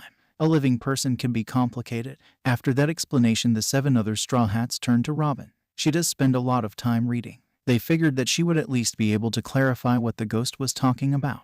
Maybe she had come across something similar in one of the many books they see here reading. Would it be similar to an item like one of Zoro's swords being cursed? The item retains some of the person's spirit who possessed it, except that this item isn't actually cursed. Robin looked to the ghost for some sort of confirmation that at least she was on right track. That would be correct, for the most part. For this to work, I need each of you to lend me an item of yours that holds significant personal value. It could be anything, as long as it is or was something special to you. Wait a second. If we give you these items and you send them back in time, aren't they stuck there? Usopp asked. Normally, yes, that would be the case. However, for this I am just going to imprint your memories and knowledge onto the items. Once the item has served its purpose, it will return to you here in your present. Once your past self has the item in their possession, all of the memories and knowledge that were imprinted onto the item will become a part of them. However, they don't just become available to you. They will unlock over time. But I can't be sure how long it will be before all of that information goes flowing into your heads. Do you all more or less understand? The ghost asked. The 8 Straw Hats nodded. So for example, Chopper, who uses his knowledge of medicine to make his rumble balls, could take a giant leap forward in strength if he were able to make the ones he uses now. Robin asked. Yes, that would be true, but the ghost was interrupted. There is always a but, Usopp added, trying to crack a joke. Chopper's monster point uses a lot more stamina than he might have when you first meet him. He might be able to learn to access most of his transformations without any rumble balls, or maybe like now only need one to access his strongest form. It really is up to Chopper and how daring he is willing to be when this knowledge becomes available to him. Quickly changing topics, the ghost begins the next step to help the soon-to-be Straw Hats. Alright, so who has something important to them with them right now? Me, said Zoro. Nami, Chopper, and Frankie said. So the rest of you go back to your ship and grab an item that is sentimental to you. Usopp, Sanji, Robin, and Brook left the cave and went back to the Sunny to get an item that was special to them. A half an hour later they were back and the ghost was ready to begin. The important items to each Straw Hat are Zoro, Kuina's katana, the Wado Ikemonchi; Nami, Nijiko's gold bracelet; Usopp, his old slingshot; Sanji, his favorite knife from his years with Zeph; Chopper, Dr. Hiluluk's pink hat; Robin, an old journal from her mother; Frankie, his sunglasses; Brook, his violin he has had for decades. Now that you all have your items, we can get started. I can only do one at a time. Who will go first? Zoro stepped forward with his most prized possession in hand. Zoro was more upset about this than he was willing to let on. He could only hope the Spectre was right and that his sword would return to this time. Keep the item in your hands and think of a time when you are alone and will notice something out of place. This should preferably be a time before you met Luffy. The Spectre placed one hand on Zoro's head and one on the item in their hands. After a few moments, the item vanished into thin air. Nami stepped forward and repeated the process, followed by Usopp, then Sanji, Chopper, Robin, Frankie, and finally Brook. Now that the items have been sent back in time, it is only a matter of time now. The ghost said. So now we go back in time to 4 years or so before any of the Straw Hats met their future captain. Zoro is sitting at a bar eating his lunch in Shell's town. All of a sudden, a duplicate of Kuina's Wado Ikemoji appears on the counter in front of him. The real one is resting up against the bar. However, the one in front of him is calling out to him. He puts one hand on the handle and the other on the scabbard of the sword. He draws the sword out of the scabbard to reveal the brilliant blade. Nami is in the middle of the ocean somewhere trying to come up with her next plan of attack. She is working on coming up with the last portion of the money she needs to buy back Kakuyashi village back from Arlong. All of a sudden, a shiny gold bracelet resembling the ones Nichiko wears appears on the map she has in front of her. Like Zoro, it calls out to her, telling her to put it on. So she does. Usopp is in the middle of the woods relaxing by himself after another one of his famous lying sprees. He looks off to his right and notices his slingshot on the ground. He looks in his bag and his slingshot is in his bag where he left it. He hears it calling out to him, so he picks up the slingshot out curiosity and begins to pull it back the band as if firing. Sanji is working on a stew and dicing up vegetables with his favorite knife in the kitchen of the buried. Looking up from dicing, he notices an exact duplicate of the knife he is using. It is on the magnetic strip in front of him. He hears it calling out to him. He puts down the knife he is using and reaches for the new one and begins dicing vegetables with it. Chopper is in Drum Castle grinding plants he has collected for various medicines Dr. Kuro had taught him to make. He looks on the hooks near his desk and sees a pink and blue hat hanging there. He gets up from his work and goes to look at the strange hat he doesn't remember being there. Like the others, it calls out to him. It is telling him to put it on. So he takes off his pink hat and puts on the pink and blue on. Robin is alone reading in between missions for Baroque Works when she sees something she thought she had put away a long time ago. She puts her book down and reaches for the book with a gold no on the spine. She can't resist and picks up the book. She begins flipping through the pages for old time's sake. Frankie is in the Frankie house while his followers are off going about business on Water 7 somewhere. He notices the sunglasses that have appeared on the table he is sitting at. He looks at them and recognizes them to be his. He takes off the pair of sunglasses he is wearing and puts them on the table. Something is telling him to put them on this other pair. He complies with the mysterious request from nowhere. Finally, Brook. He is on the ghost ship in the Florian Triangle. He is sipping a cup of tea from his cracked cup. All of a sudden, his violin appears out of nowhere and is now just resting next to him. He instinctively picks it up and begins playing, not remembering he didn't bring his violin outside with him. One by one, the items belonging to the future Straw Hats appear in the possession of their younger counterparts. They all felt something strange come over them when they noticed the items that had appeared out of thin air. The items once touched began the process of imprinting the memories and knowledge of their future selves into their younger minds. Once the process was complete and the items had fulfilled their intended purpose, the items began to fade and not long after disappear altogether. Once the items were gone and the younger soon-to-be Straw Hats had a little time to process all that had happened, they felt something strange come over them. They had all of these thoughts racing through their heads, and one man was at the center of those thoughts. It was the young man who would become their captain, the man who would take them to the end of the Grand Line, the man who would become the king of the pirates. More importantly, he was the man who would bring them together and give them a place to belong, a place where they would not be judged for their past or past decisions. There was also a longing to help a man they hadn't met yet but soon would. This man would change their lives. They felt inclined to join this man on his journey. Despite all their reasons not to, they would do so because there was just no arguing with this idiot. Once he had decided on something, there would be no changing his mind. Some of the soon-to-be Straw Hats began to get emotional for reasons foreign to them. They didn't understand the significance of the events playing in their minds. There was no way they would understand for some time. Almost as if finally remembering all of the things they have yet to do, they call out to the man who would lead them to the end of the Grand Line and eventually to the end of the New World. Zoro, Luffy. Nami, Luffy. Usopp, Luffy. Sanji, Luffy. Chopper, Luffy. Robin, Luffy. Frankie, Mugiwara. Brook, Luffy-san. Some of the soon-to-be Straw Hats had to wipe the tears away from their eyes. They weren't sure why, but they figured that they should not mention a single word of what just happened to anybody. And then just like that, they couldn't remember why they were upset or what they had just learned. It was all gone, along with the name of the man who would change their lives one day very soon. With the mysterious items gone, the soon-to-be Nakama got back to their lives. Or at least they tried. They just couldn't help but think that something very strange but very important just happened, and that event would change their lives forever. Something in their minds was telling them that their lives were going to get interesting real soon and there would be no turning back after that.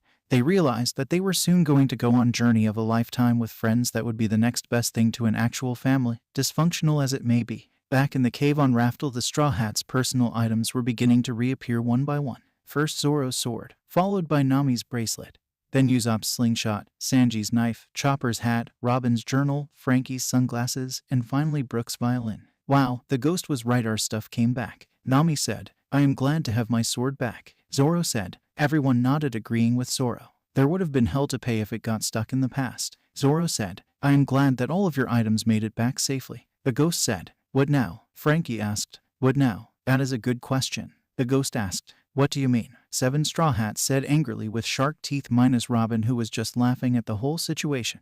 Well, I don't do this that often, so I am not sure what is going to happen next. Do we have any more wishes left? Nami asked. Technically, you do have 2 wishes left since none of you actually wished for me to do this. Really, we do? Chopper asked. Technically, yes, you do. But I used the energy I would have used on your 2 wishes to send your items back in time with your memories and knowledge. I don't have the strength for your wishes anymore. How long will it be until you recover your strength? Usopp asked. That is a good question. It has been centuries since I have used all of this power. Centuries, the Straw Hats yelled in unison, even Robin. How long have you been in that lamp? Usopp asked. Oh, I would say around 800 years or so. What they all said. I was a human just like you. I remember having to do something important, but that is all. I don't even remember my name. I am sure that one day I will remember who I was and what I was supposed to do. But I have a feeling that I am already too late. Well, that was depressing, Usopp said. Bastard was all Sanji said as he kicked him in the head. I hate to change the subject, but can you create a portal into the past for us? Nami asked. I can't send you back if that is what you are asking. No, of course not. I was just wondering if we could see how Luffy is progressing on his journey. Nami said. That I can do. Thank you. With that, the ghost grabbed the air in front of him and tore open a large window into the past. Through it they could see Luffy defeating a small sea king. They all watched on as Luffy went forward for the second time. Back with Luffy after he just effortlessly defeated the Sea King and is sailing out to sea. That was just as easy as last time. I guess I can relax for a little while. I may not have any navigational skills, but using my Haki should work just as well. Relaxing in the sun, floating wherever the currents were taking him, Luffy was scanning the waters using his Kenbenshoku no Haki. After a while, Luffy sensed 2 ships full of people in the distance. That is them. That whirlpool should be around here somewhere. Better get ready, Luffy thought. Luffy finishes off all the food in the barrel and seals himself inside for the ride. Instead of falling asleep like last time, Luffy does his best to stay awake, but to no avail. He had gotten pretty adept at using his Haki while asleep over the past 10 years. Now he can find out what's going on around him at all times. Not long after he sealed himself inside the barrel, he found himself going for a little ride. His boat had sunk, but mysteriously Luffy made it out of the whirlpool again, unharmed, like riding the White Straw. The next thing Luffy knew, he was being hauled out of the water and onto a ship. In the galley, 3 Alvida pirates find our favorite cabin boy trying to steal a barrel of liquor. What do you think you are doing? You weren't hiding again? The large pirate in the striped shirt asked. No, I was just trying to move this barrel of liquor, but it's too heavy, Kobe said. We'll help you lighten it. We're thirsty. What if Alvida-sama finds out? She won't, as long as you keep your mouth shut. The large pirate in the striped shirt stood up the barrel and cracked his knuckles, ready to break open the lid. However, just like last time, he doesn't get the chance. I slept great, yelling and punching the large pirate in the jaw. What the hell? The other 2 pirates said. Who are you guys? Who the hell are you? He'll catch a cold if he sleeps there. It's your fault. The 2 conscious pirates pull out their swords. You bastard, the shortest of the 3 said. The 2 pirates took out their swords and tried to scare Luffy, but it didn't work. Stop screwing around, don't you know we're pirates? I'm really hungry. Got any food? Luffy asked a scared Kobe, ignoring the other 2 pirates. Listen to what I'm saying. You brat, the tallest pirate says. The 2 pirates swung their swords over their shoulders, getting ready to attack Luffy. Die, one pirate yells as the 2 attack Luffy with their swords. Buso, Luffy said quietly, and his hands turned black. Not turning around, Luffy catches the swords in his hands and effortlessly snaps them in half and drops them on the floor. What are you doing? Luffy asked the pirates, his hands back to normal. Who are you? I'm Monkey D. Luffy. Nice to meet you. The pirates ran out of the room, dragging their unconscious comrade across the floor. What just happened? What's with them? Hurry up and run. When they come back with their friends, you'll be killed, said a scared Kobe. Don't worry about me. Anyway, I am hungry. Got any food around here? How can you say that so calmly? There are a lot of pirates on deck. Luffy began walking away looking for food. Kobe was trying to stop Luffy, to no avail. This time Luffy had no trouble pulling Kobe along with him. After a few minutes searching, Luffy found the food storage. Food, food, food. Luffy began running around the small room. They might not find us in here, Kobe said. I'm Kobe, and you're Luffy-san, right? That was amazing. How did you break those swords? Is this a pirate ship? Luffy said, ignoring the question. No, this is a passenger ship, but it is being attacked by the lady pirate Alvida-sama. Alvida, why does that name sound familiar? Oh well, I am sure it will come to me, Luffy thought. Are there any boats on this ship? There should be a few on board. That's good, my boat got sucked into a whirlpool. What? You should be dead. Yeah, it really surprised me. Are you a pirate? I got on a boat to go fishing one day, but got on the wrong boat. The boat I got on was going back to a pirate ship.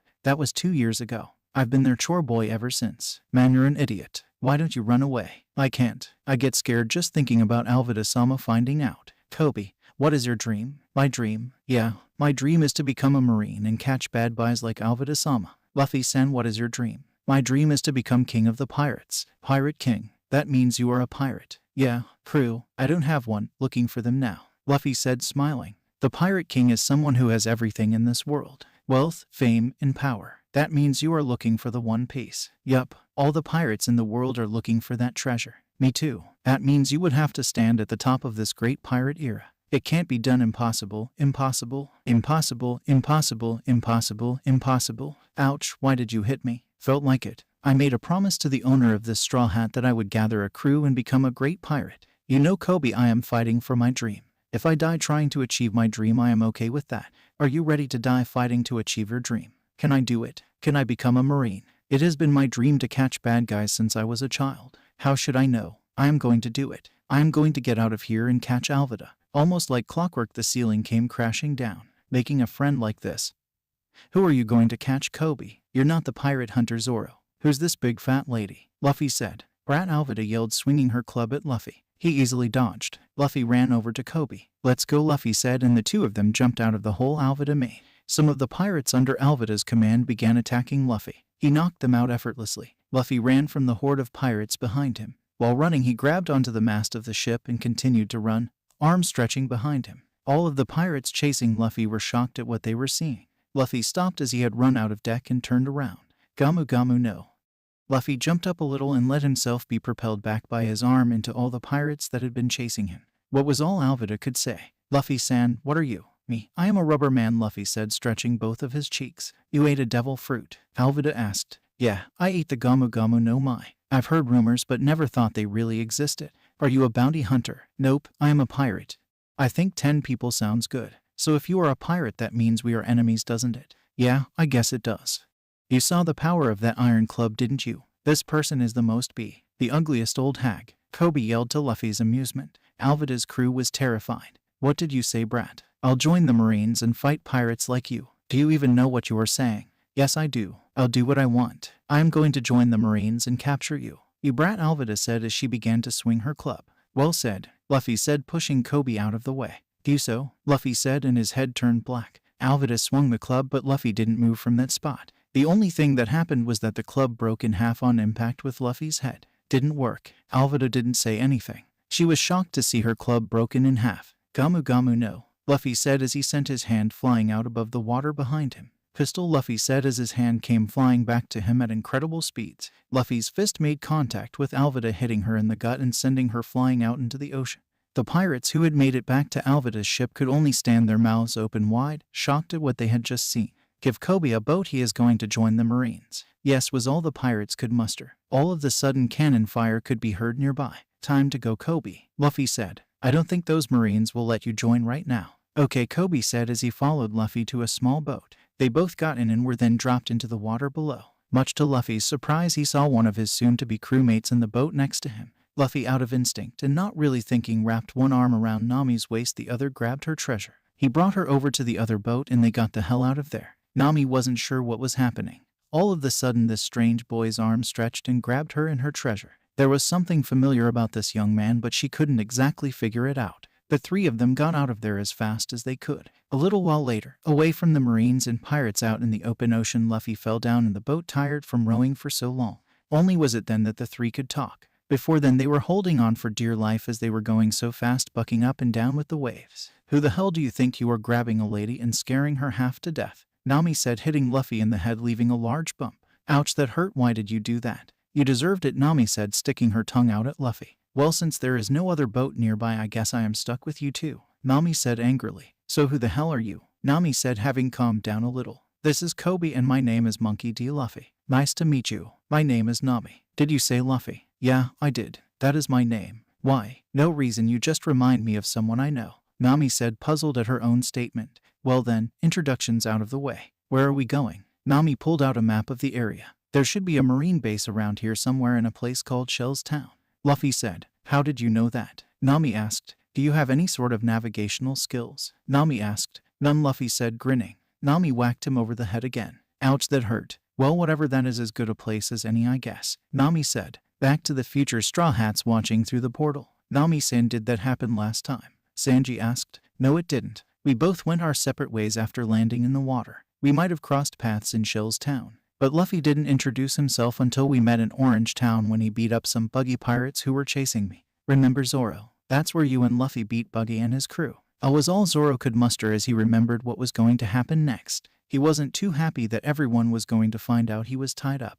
Only he and Luffy knew about this. He was okay with that, but he wasn't going to be okay with this. You bastard. You could say more than to our beautiful Nami-san, Sanji said. Shut up, you Aro cook. The two proceeded to get into a fight like usual. Stop it, both of you, I want to watch, Nami said, hitting them, leaving large bumps on their heads. Sometime after deciding on where to go, the three travelers made it to Shell's town. Well, here we are, Nami said. You guys look for another boat. I am keeping this one. Why can't we share it? I have a feeling we would end up going to the same place anyways, Luffy said. Fine, Nami said, annoyed. Well, either way, meet back here when you are done with your business in town, Nami said, still not entirely sure why she was willing to stick with this strange man. Alright then, let's go, Kobe, Luffy said, and they began walking up the island towards the marine base. Sure, Luffy and Kobe were making their way up the street when Luffy stopped to buy some fruit. In between bites, Luffy was talking with Kobe. You know, Kobe, there are not just good marines. There are also bad marines who take their authority too far. No way, that is not possible, Kobe said. Just wait, you will see eventually. Excuse me, ma'am. Yes, young man, what do you think about the leader of that base up there? I believe his name is Morgan. Is that right? The townspeople jumped hearing the name Morgan. Do you know where I can find Zoro? The townspeople jumped hearing the name Zoro. Why would you be looking for either of them? The older lady asked. No reason, I was just curious, that's all. Thank you for your time, ma'am, Luffy said, walking away from the vendor. Okay, Kobe, why was their reaction to the marine and the pirate hunter the same? That is a good question. I am not really sure. The answer is that the people are afraid of both of them. If you want to join the marines, I am not going to stop you. But make sure that you keep your priorities the same, Luffy said, thinking about the future of his pink-haired buddy who was a vice admiral by the time he found the One Piece. You want to become a marine because you want to catch bad guys. Don't ever forget the reason why you began the journey to reach your goal. I promise I won't. You know, Kobe, just like there are some bad marines, there are also some good pirates. I think you have that backwards, Luffy-san. You will see. A short time later, Luffy and Kobe were standing in front of the marine base. I guess this is where we part ways, Luffy-san, Kobe said, teary-eyed. Luffy ignored Kobe and climbed up the wall around the base. What are you doing up there? Now where is that demon? He wouldn't be out there. He is most likely in a cell inside the base. Luffy pulled Kobe up to look over the wall with him. See, there he is. Why is he out there? If we untie him, do you think he will join me? If you untie him, he is going to kill you. Don't worry, I am strong. What's with this guy? Does he have a death wish? Kobe thought. Hey, you two are bothering me. Get lost, Zoro said. A moment later, a ladder appeared next to Kobe and a little girl climbed up and over the wall around the execution yard.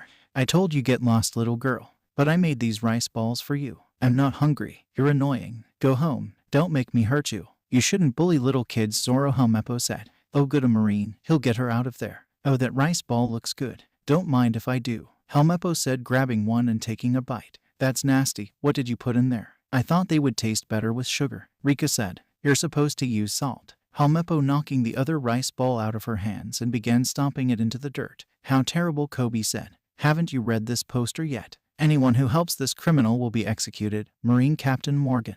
You, toss this kid over the wall. What? Are you disobeying me? Don't make me tell my dad. I'm sorry, little girl. I don't want to do this, the Marine whispered to Rika before he tossed her over the wall. Luffy jumped from the wall and saved the little girl. Are you hurt? No, I am okay. Thank you. You bastard, Zoro said. You are pretty stubborn, still being alive. Yeah, I will survive this whole month. Well, do your best. Only 10 more days left. Only if you live that long, Helmeppo said, walking out of the execution yard. So you're a bad guy, Luffy said, now standing in front of Zoro. What, you're still here? Are you really strong? Of course I am, but I will survive and show them. What a stubborn guy, Luffy said, rubbing his head before he began to walk away. Wait a second. Can you get that? What this? It's more of a dirt ball now. I don't care. Luffy picked up the dirt ball and fed it to Zoro, all while coughing the whole time. It was delicious. Thanks for the food. A little while later, Luffy, Kobe, and Rika were talking. Rika began to tell them the story of why Zoro was in the predicament he was in. She told them that Helmeppo came into her mother's bar with his pet wolf. It was bothering the people in the bar, so Zoro knocked it out. Helmeppo was upset and went to attack Zoro, but easily knocked the sword out of Helmeppo's hands and quickly drew one of his own swords. She told them that they would have had to go to jail. However, Helmeppo made a deal with Zoro. In exchange for our freedom, he would have to spend 1 month tied up. After that time, he would be free. It's been 3 weeks since then. Helmeppo kicks and punches Zoro while he is tied up. Inside, Helmeppo is making another scene. Since I am tired of waiting, I am going to execute Zoro tomorrow. Luffy ran up to Helmeppo and punched him right in the cheek, sending him flying into a wall. Who are you? You're trash. I will tell my father and have you executed. Why don't you do something by yourself? Kobe, I am going to have Zoro join me. Helmeppo ran off going to tell Morgan, and Luffy went back to the execution yard to talk to Zoro. You again. You have too much free time. I'm going to get you out of these ropes and you will become my nakama. I'm looking for people to join my pirate crew. I refuse. What's wrong with being a pirate? Pirates are scum. Who would want to be one? You're already known as an evil pirate hunter. I've never done anything I've regretted. I have already decided that you are going to be my nakama. Don't go deciding stuff on your own, Zoro said, annoyed. You use swords, right? If I get them for you, will join me then? You're going to go into that base all by yourself. You really are an idiot. Luffy just cracked a smile and ran off to base. It's weird that no one is around. Luffy was just standing there when he heard a sound coming from up above. Oh yeah, they are on the roof. Gamu Gamu no rocket, Luffy said as he stretched one of his arms and grabbed onto a landing of a staircase about halfway up the building and made his way from there to the roof. Yo, Luffy said as he landed on the roof. What are you doing with this ridiculous statue? What do you mean ridiculous statue? Don't you think this is a bit much? Luffy said as he jumped up onto the statue and simply kicked the statue. That one kick broke the statue in half. When it landed on the ground, it broke into various Morgan-shaped pieces. The Marines and Morgan stood their mouths wide open after seeing what this boy just did.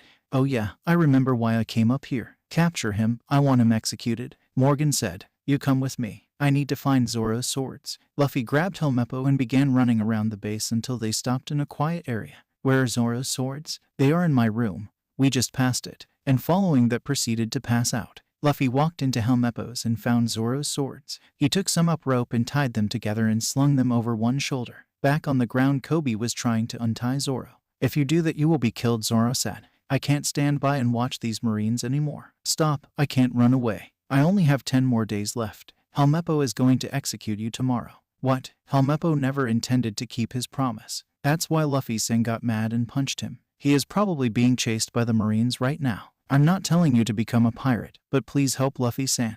Luffy-san is the only one who can save you, Zoro-san. And I believe you are the only one who can save Luffy-san. Hold it right there, Morgan said. For committing treason against me, you both will be executed. You and the guy with the straw hat intend to start a revolution. I've always fought my battles alone, unlike you who are hiding behind your troops. Don't underestimate me, Roronoa Zoro. Back in Helmeppo's room with Luffy. I better get down there before they get shot at. Luffy opened the windows and jumped down and landed in front of Zoro and Kobe. Then, shoot at Mugiwara, Morgan said. All of the troops aimed their guns at Luffy and fired. To the surprise of everyone, Luffy didn't die. He didn't even try to move. The bullets hit him and his body stretched to absorb the energy from the gunshots, and then he sent them flying into the sky to avoid injuring people unnecessarily. That doesn't work, Luffy said, laughing. What the hell are you? Zoro asked, surprised. I'm Monkey D. Luffy, the man who is going to be king of the pirates. You said king of the pirates. Do you even understand what that means? Of course I know what it means. I was surprised too, but I believe he really is serious. Hey, I didn't ask who you were. I asked what you were. Oh right, I'm made of rubber, Luffy said, stretching one of his cheeks. I ate the Gamu Gamu no Mai. You ate a devil fruit. I thought they were just rumors. Here are your swords back, Luffy said, ignoring Morgan. Now what will you do? If you fight with me against the Marines, they will consider you an enemy. So what do you choose? Being killed by the Marines or becoming a pirate and joining me? It's your decision. You're the son of the devil. You have no idea, Luffy said, chuckling. Fine. I'd rather be a pirate than die here. Luffy drew one of Zoro's nameless swords and sliced the ropes, releasing Zoro.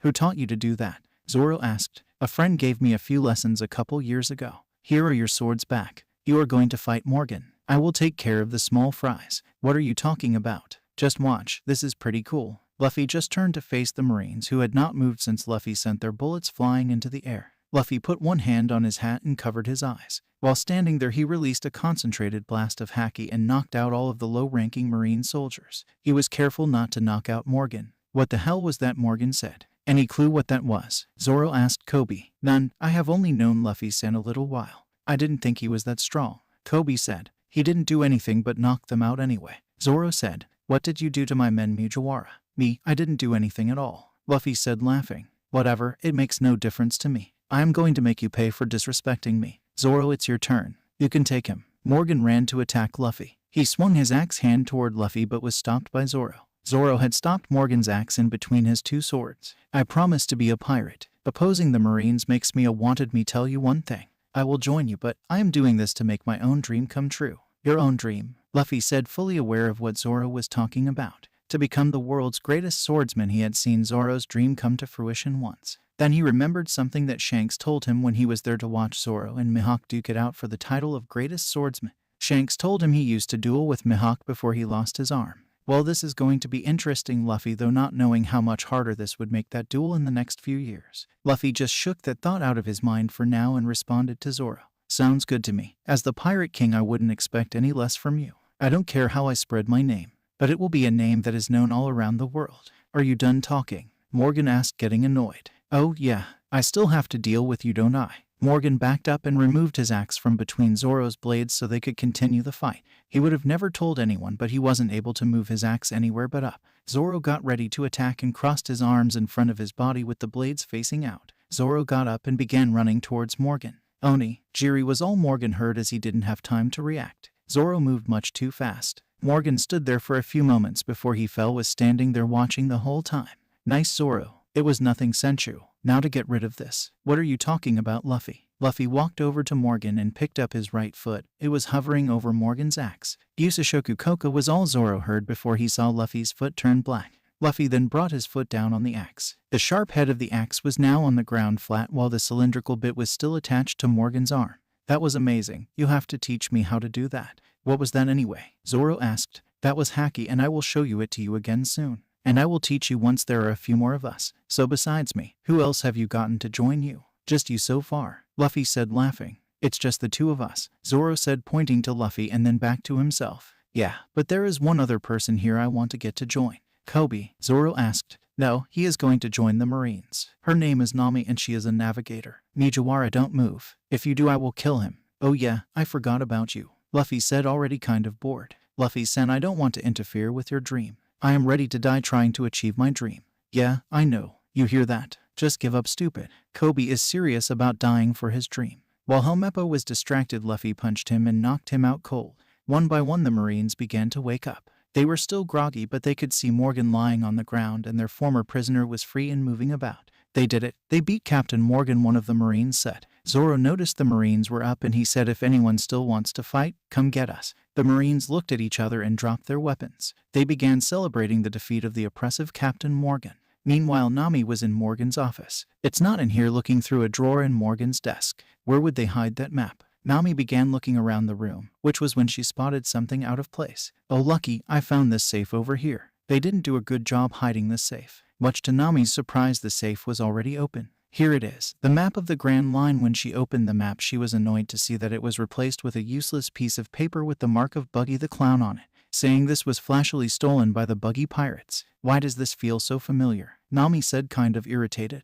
Damn, I guess I have to keep looking. Back with Luffy, Zoro and Kobe in Ririka's bar. That meal was worth not eating for 3 weeks. Is that all you are going to eat? How can you still be eating? You can't have a larger appetite than me. Wanna bet? Luffy said and kept stuffing his face. You were amazing back there. Kobe said. I guess I am. Luffy said, pulling a chopper. I'm not happy, you bastard. One day I'm gonna become even greater. I'm gonna become the king of the pirates. I found a Nakama as well. So it's just the two of us for now. What about our ship? It's over there. It's the one in the harbor. Really, that's it? Zoro said, looking out at the harbor. Yeah, but soon we are going to get one that is a lot bigger. I don't think Luffy-san has anything planned out at all. How did I get stuck with this idiot? Where are you guys going now? Rika asked. Well, eventually we are heading for the Grand Line. But first we really do need to get a bigger ship before we go there. That's where the One Piece is? Well, I guess we have no choice. Not you too, Zoro-san. Who cares? You aren't going. No, but I can still worry. Can't I? Because Luffy-san and I are friends, even though we haven't known each other that long.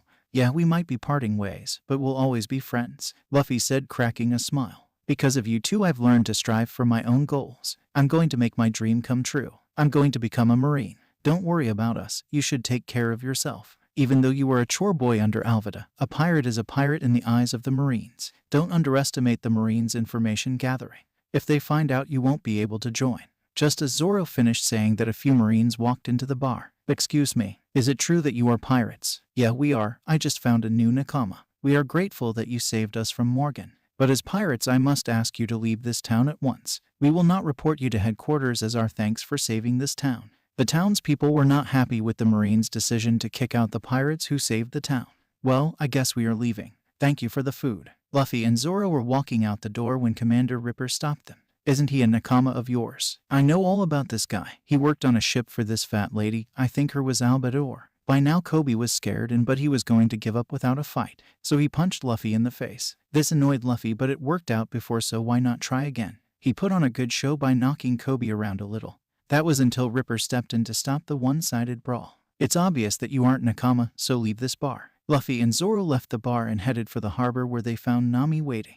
Yo, Nami, all done in town? Yeah, I am. So where now? Where is the next closest place on the map? That would be the Organ Islands. That sounds good to me. Any objection, Zoro? None. Alright then, off to the Organ Islands. Back to the future. Straw Hats watching through the portal. Well, Zoro-san, Brook asked. Not much change there. You know, aside from Luffy using Haki. You mean to tell me you really were almost killed? Sanji couldn't help but laugh. Yeah, it's true. Laugh it up, swirly brow. Zoro said, kind of ashamed. I really was on that stupid thing for 3 weeks. Well, I am glad you weren't executed. Robin said. You know I didn't leave with you two the first time. Nami said. The first time I met Luffy was in Orange Town where they are going next when he fell out of the sky. So that's what happened. I remember him launching himself into the sky trying to catch a bird for us to eat. The next thing I know, Luffy is stuck in the bird's mouth and I am rowing like crazy trying to catch up to him. Out of nowhere, 3 people began calling out asking for help. Their boat must have capsized. Were they Buggy pirates? Yeah, they were. How did you know that? I was the one who tricked them into giving up their boat. Not 2 minutes after I tricked them, a storm formed near them and their boat began to sink. That sounds exactly like something you would have done back then. Zoro said. Who are we kidding? She would do that now. Usopp said. That smart comment earned Usopp a nice big bump on his head. The 2 pirates and Nami made it to Orange Town without any problems. So Nami, are we splitting up again? Luffy asked. Yeah, I have some business to take care of. Okay, same as last time. Yeah, fine, Nami said, just waving him off. Let's go, Zoro. Okay, but where are we going? We are going to look for some food. How can you still be hungry? Is it okay that she is wandering around on her own? Yeah, you don't have to worry about her. I have been using my Haki to keep tabs on her. When are you going to explain to me what Haki is? I will explain when we get to the next island. Alright, any reason for waiting? I just think we are going to busy on this island. A little while later, Luffy and Zoro had gotten lost and they ended up running into Nami. Nami had been busy already. She had stolen something from a bunch of pirates and they were chasing her to get it back for their boss. Hey, Nami, what are the chances we would run into you? You thief, give back the map. One pirate said. We just stole that map of the Grand Line, another pirate said. The pirates had caught up with Nami as she stopped to talk to Zoro and Luffy. Thinking quickly, Nami came up with a lie to get out of the situation. Boss, you came to save me. Huh, what are you talking about? With that, Nami ran away, leaving Luffy and Zoro to deal with the pirates who were chasing her. What the hell is she doing? Zoro asked. That's Nami for you. She's getting away. The pirates said. No problem, her boss is still here. Hey you guys, do you know where I can get some food? Stop screwing around.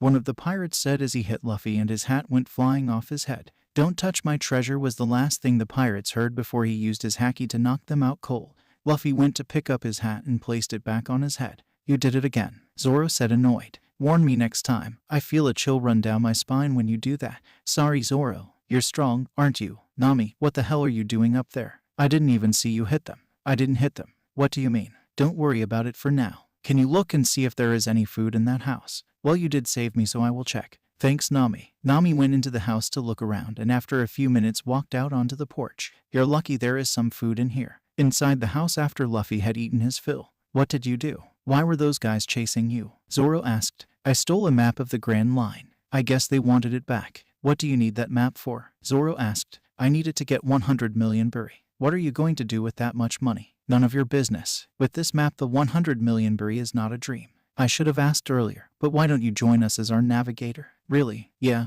okay, that might be fun. Our crew of pirates gets bigger. You're a pirate. I won't join you and be a pirate. Why not? I hate pirates more than anything else in this world. I only like money and tangerines. Why are you a pirate anyway? I promised the man who gave me this hat that I'd become a great pirate. Outside the window. Where did that girl go? If we don't get the map back, we'll be in trouble. I should do something. Nami thought to herself, looking out the window, noticing that the pirates haven't given up their search even after being knocked out. If you accept my condition, I will consider joining you. Really, I will do anything. I want you to come with me to see Buggy the Clown. A few minutes later and Luffy was all ready to go. Why did you tie me up? It's just rope. Is there a problem? Not really. Let's go. Hold on a second, Luffy. This is not a good idea. Don't worry, Zoro, I will be okay. If we get in trouble, come rescue us. Just wait for my sign. You will know it when you see it. Fine, I will be watching. A little while later, Luffy and Nami had made their way onto the roof of the building where Buggy set up his big top. Nami gave Buggy back his map.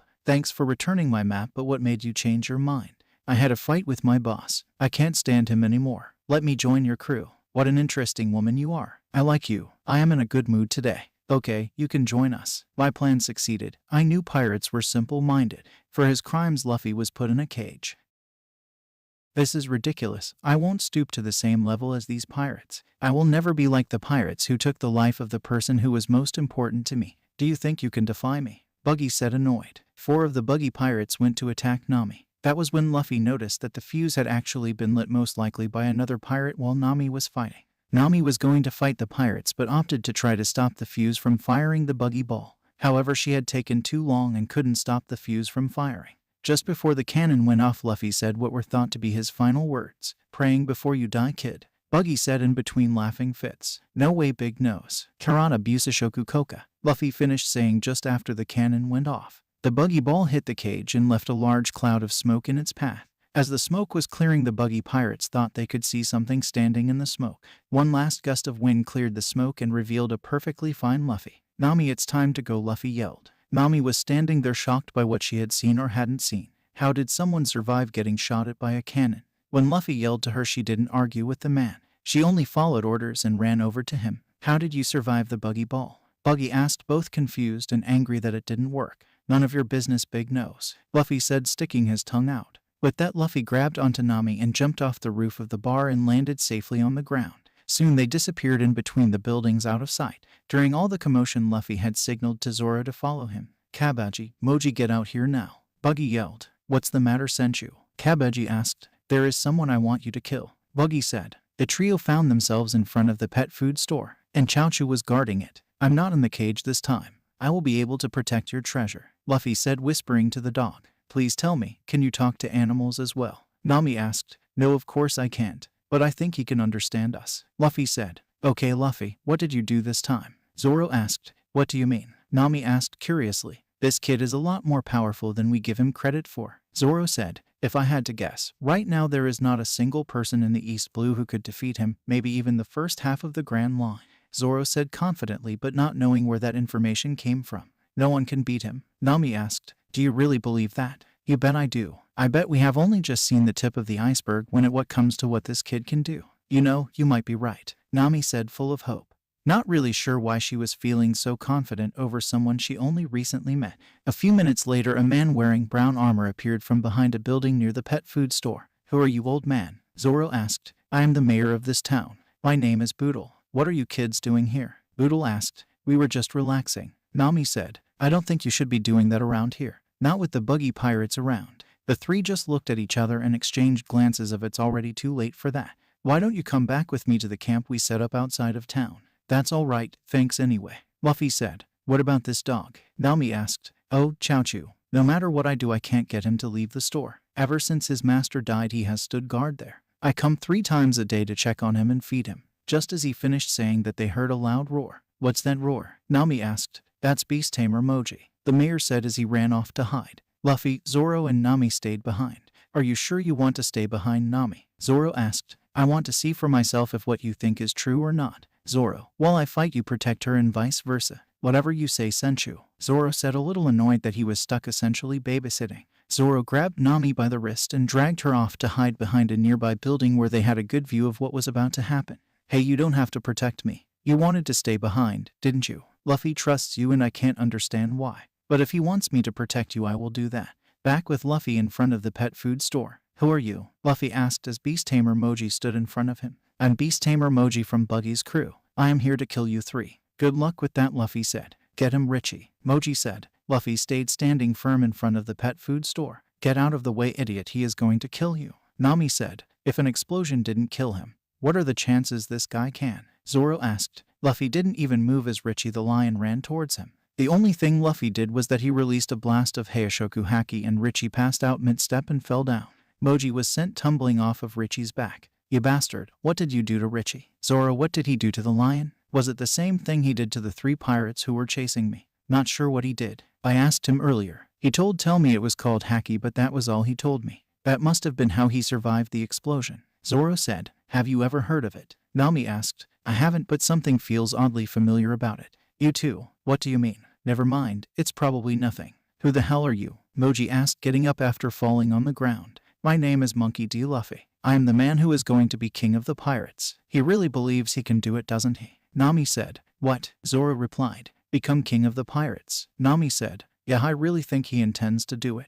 And there is something in me telling me that he really will do it. Luffy didn't waste any time listening to anything Moji had to say.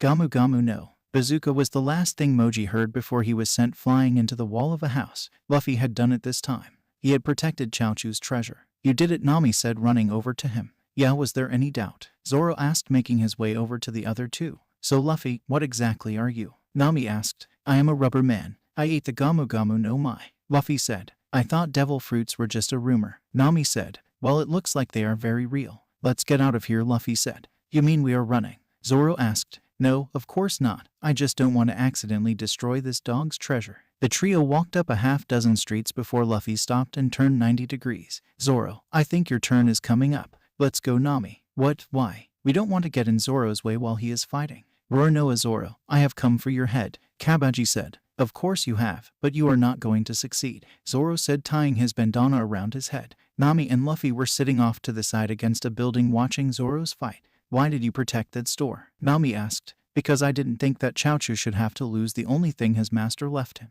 There is more to it than that, isn't there? Nami asked. What do you mean? Not entirely sure. Well, it was still nice of you to protect that dog's treasure. Thanks, Nami. You know I will protect anyone's treasure as long as they are still willing to fight for it. You know, you aren't such a bad guy. Nami said. Not all pirates are evil, Nami. Nami wasn't sure what to say to that. Back with Zoro fighting Kabaji. Kabaji began riding around in circles on the unicycle he had with him. Are you going to take this serious? Zoro asked, getting annoyed. Oh, I am already very serious about this fight, Roronoa. Acrobatic special, Old Man's Flame, Kabaji said as he breathed fire. Zoro was able to dodge easily this time as he had not been stabbed by Buggy. Murder under a cloud of smoke. Kabaji began spinning his sword around, kicking up a cloud of smoke. Zoro was standing several feet away from the cloud when a sword came right at him. Zoro blocked the sword and went to attack Kabaji. Okay, this isn't fun at all. I think I am just going to end this, Zoro said. Kabaji began charging at Zoro, ready to attack. However, Zoro was standing still with his arms crossed, ready to attack. Oni, Jiri was all Zoro said as he effortlessly avoided Kabaji's attack and countered it.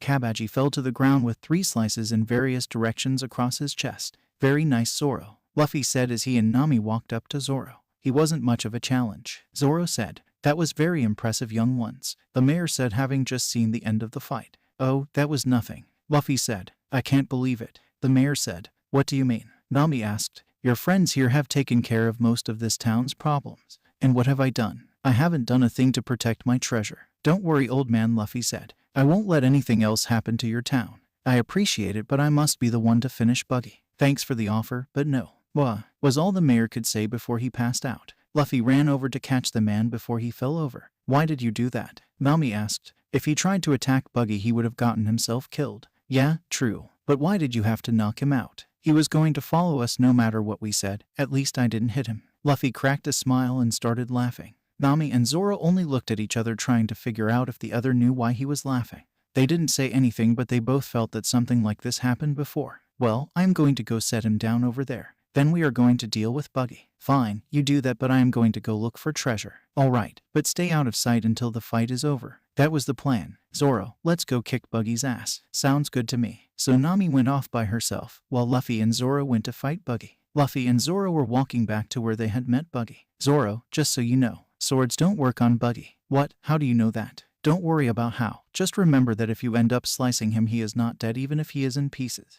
Let me guess, devil fruit. That's right. It went silent for a few minutes after that until Zoro broke the silence. Luffy, how do you know about all of this stuff? I haven't even heard of Haki before a few days ago. Yeah, it's not really common around here. I will tell you guys more eventually. Why all the secrecy? No reason really. With that, they made it back to the building with the big top on the roof. Big Nose was all Luffy had to yell for Buggy's crew to come running.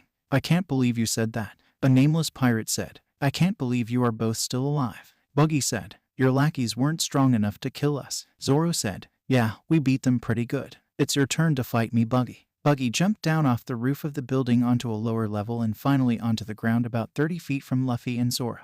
Well, kid, are you ready to die flashily? I would like to see you try. Buggy stomped down and a blade came out of the tip of each shoe. Bara bara pinwheel, Buggy said as he sent his bottom half spinning and flying towards Luffy and Zoro. Luffy and Zoro easily dodged the attack. The attack came back and Buggy's body became whole again. Annoyed, Buggy ordered his men to prepare the cannon. Men, fire another Buggy ball at Mugiwara. Buggy, you don't want to do that. It will just end badly. Luffy said, you just got lucky, Mugiwara. It won't happen again. With that, the cannon was loaded, aimed and ready to fire. What Luffy and Zoro didn't know was that Buggy had ordered all the fuses be cut in half. Doing this drastically shortened the window Luffy would have to react. Zoro, back up. Something is wrong. What do you mean? Buggy is way too confident that he will be able to kill me. Fire the Buggy ball. Izushoku Koka. What the hell, Mugiwara? I can't believe my eyes. Buggy said. He actually caught a Buggy ball bare-handed. A nameless pirate said. Not bare-handed. Buggy said. I can't believe someone like you possess Haki. Buggy said, looking at Luffy's black forearm. It has been so long since I have seen those abilities. That is pretty incredible. Zoro said. Why didn't you do that last time? Luffy looked at him funny. Oh yeah, never mind. You know, Luffy, you still have the Buggy ball in your hand. Zoro said. Oh yeah, Luffy said as he threw the ball off into the water, harmlessly exploding. Why didn't you throw it back at them?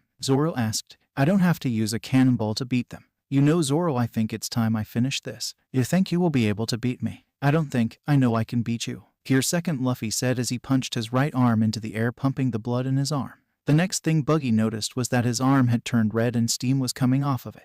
Gamu Gamu no, Luffy said as Buggy prepared to stop or dodge the attack. Jet pistol. The next thing anyone around notices is that Buggy is on the ground unconscious. Anybody else want some? Luffy said to the crew on top of the building. No, all of the pirates said, shaking their heads furiously. All right, I will say it one more time. That was incredible, Luffy. I couldn't even see it. Off behind a building with all of Buggy's treasure is our favorite cat burglar. She had seen everything that has happened since Luffy caught the cannonball. She was rather impressed. She was also happy that he didn't cause any more unnecessary destruction. Maybe, just maybe, he can beat Arlong, Nami said to herself. Nami, we are all done, you can come out now. That is annoying. How did you know I was there? Haki. Never mind, stupid question. Shishishi, Luffy laughed. That's right. Find anything good, Nami. Yeah, I got all of his treasure and a chart of the Grand Line. The mayor had woken up and found the three kids talking. Where is Buggy? The mayor asked. He is over there unconscious, Luffy said, pointing to Buggy. During their conversation, Luffy turned his attention to the pirates on the roof. Hey, you guys still up there on the roof? Luffy said. Load up your captain and any other crew members around and get the hell off this island.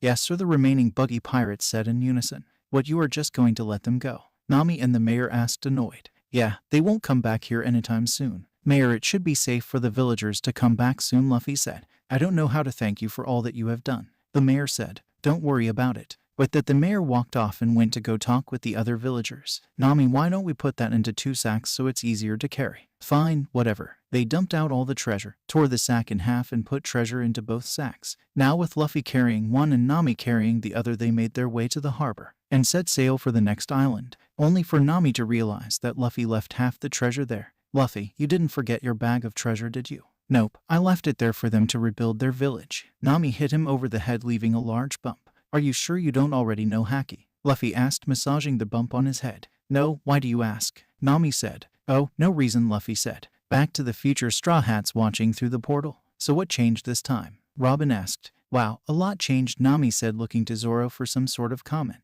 Yeah, the witch is right, Zoro said. Luffy using Haki is new, as well as his speed attacks. Catching the cannonball was pretty cool. Luffy getting locked in the cage was pretty funny. Frankie said. Saving the pet food store. Nami said. Last time it was burnt to the ground. Also, you didn't get stabbed by Buggy this time. What, the Marimo got stabbed by Buggy when he first fought him? Sanji said, laughing. Shut up, Swirly. Zoro said. How does that change the future? Robin asked the ghost. It shouldn't that much. As long as you stay on the island for relatively the same amount of time, the only thing that will change are... The ghost stopped. I don't know what will change. The ghost said. What 7 Straw Hats said with shark teeth. Technically, they are living in an alternate timeline, even though it is just the past, but they are changing things. Eventually time might synchronize, and who knows what will happen then. Luffy, Zoro, and Nami made it to Syrup Village on Gecko Island.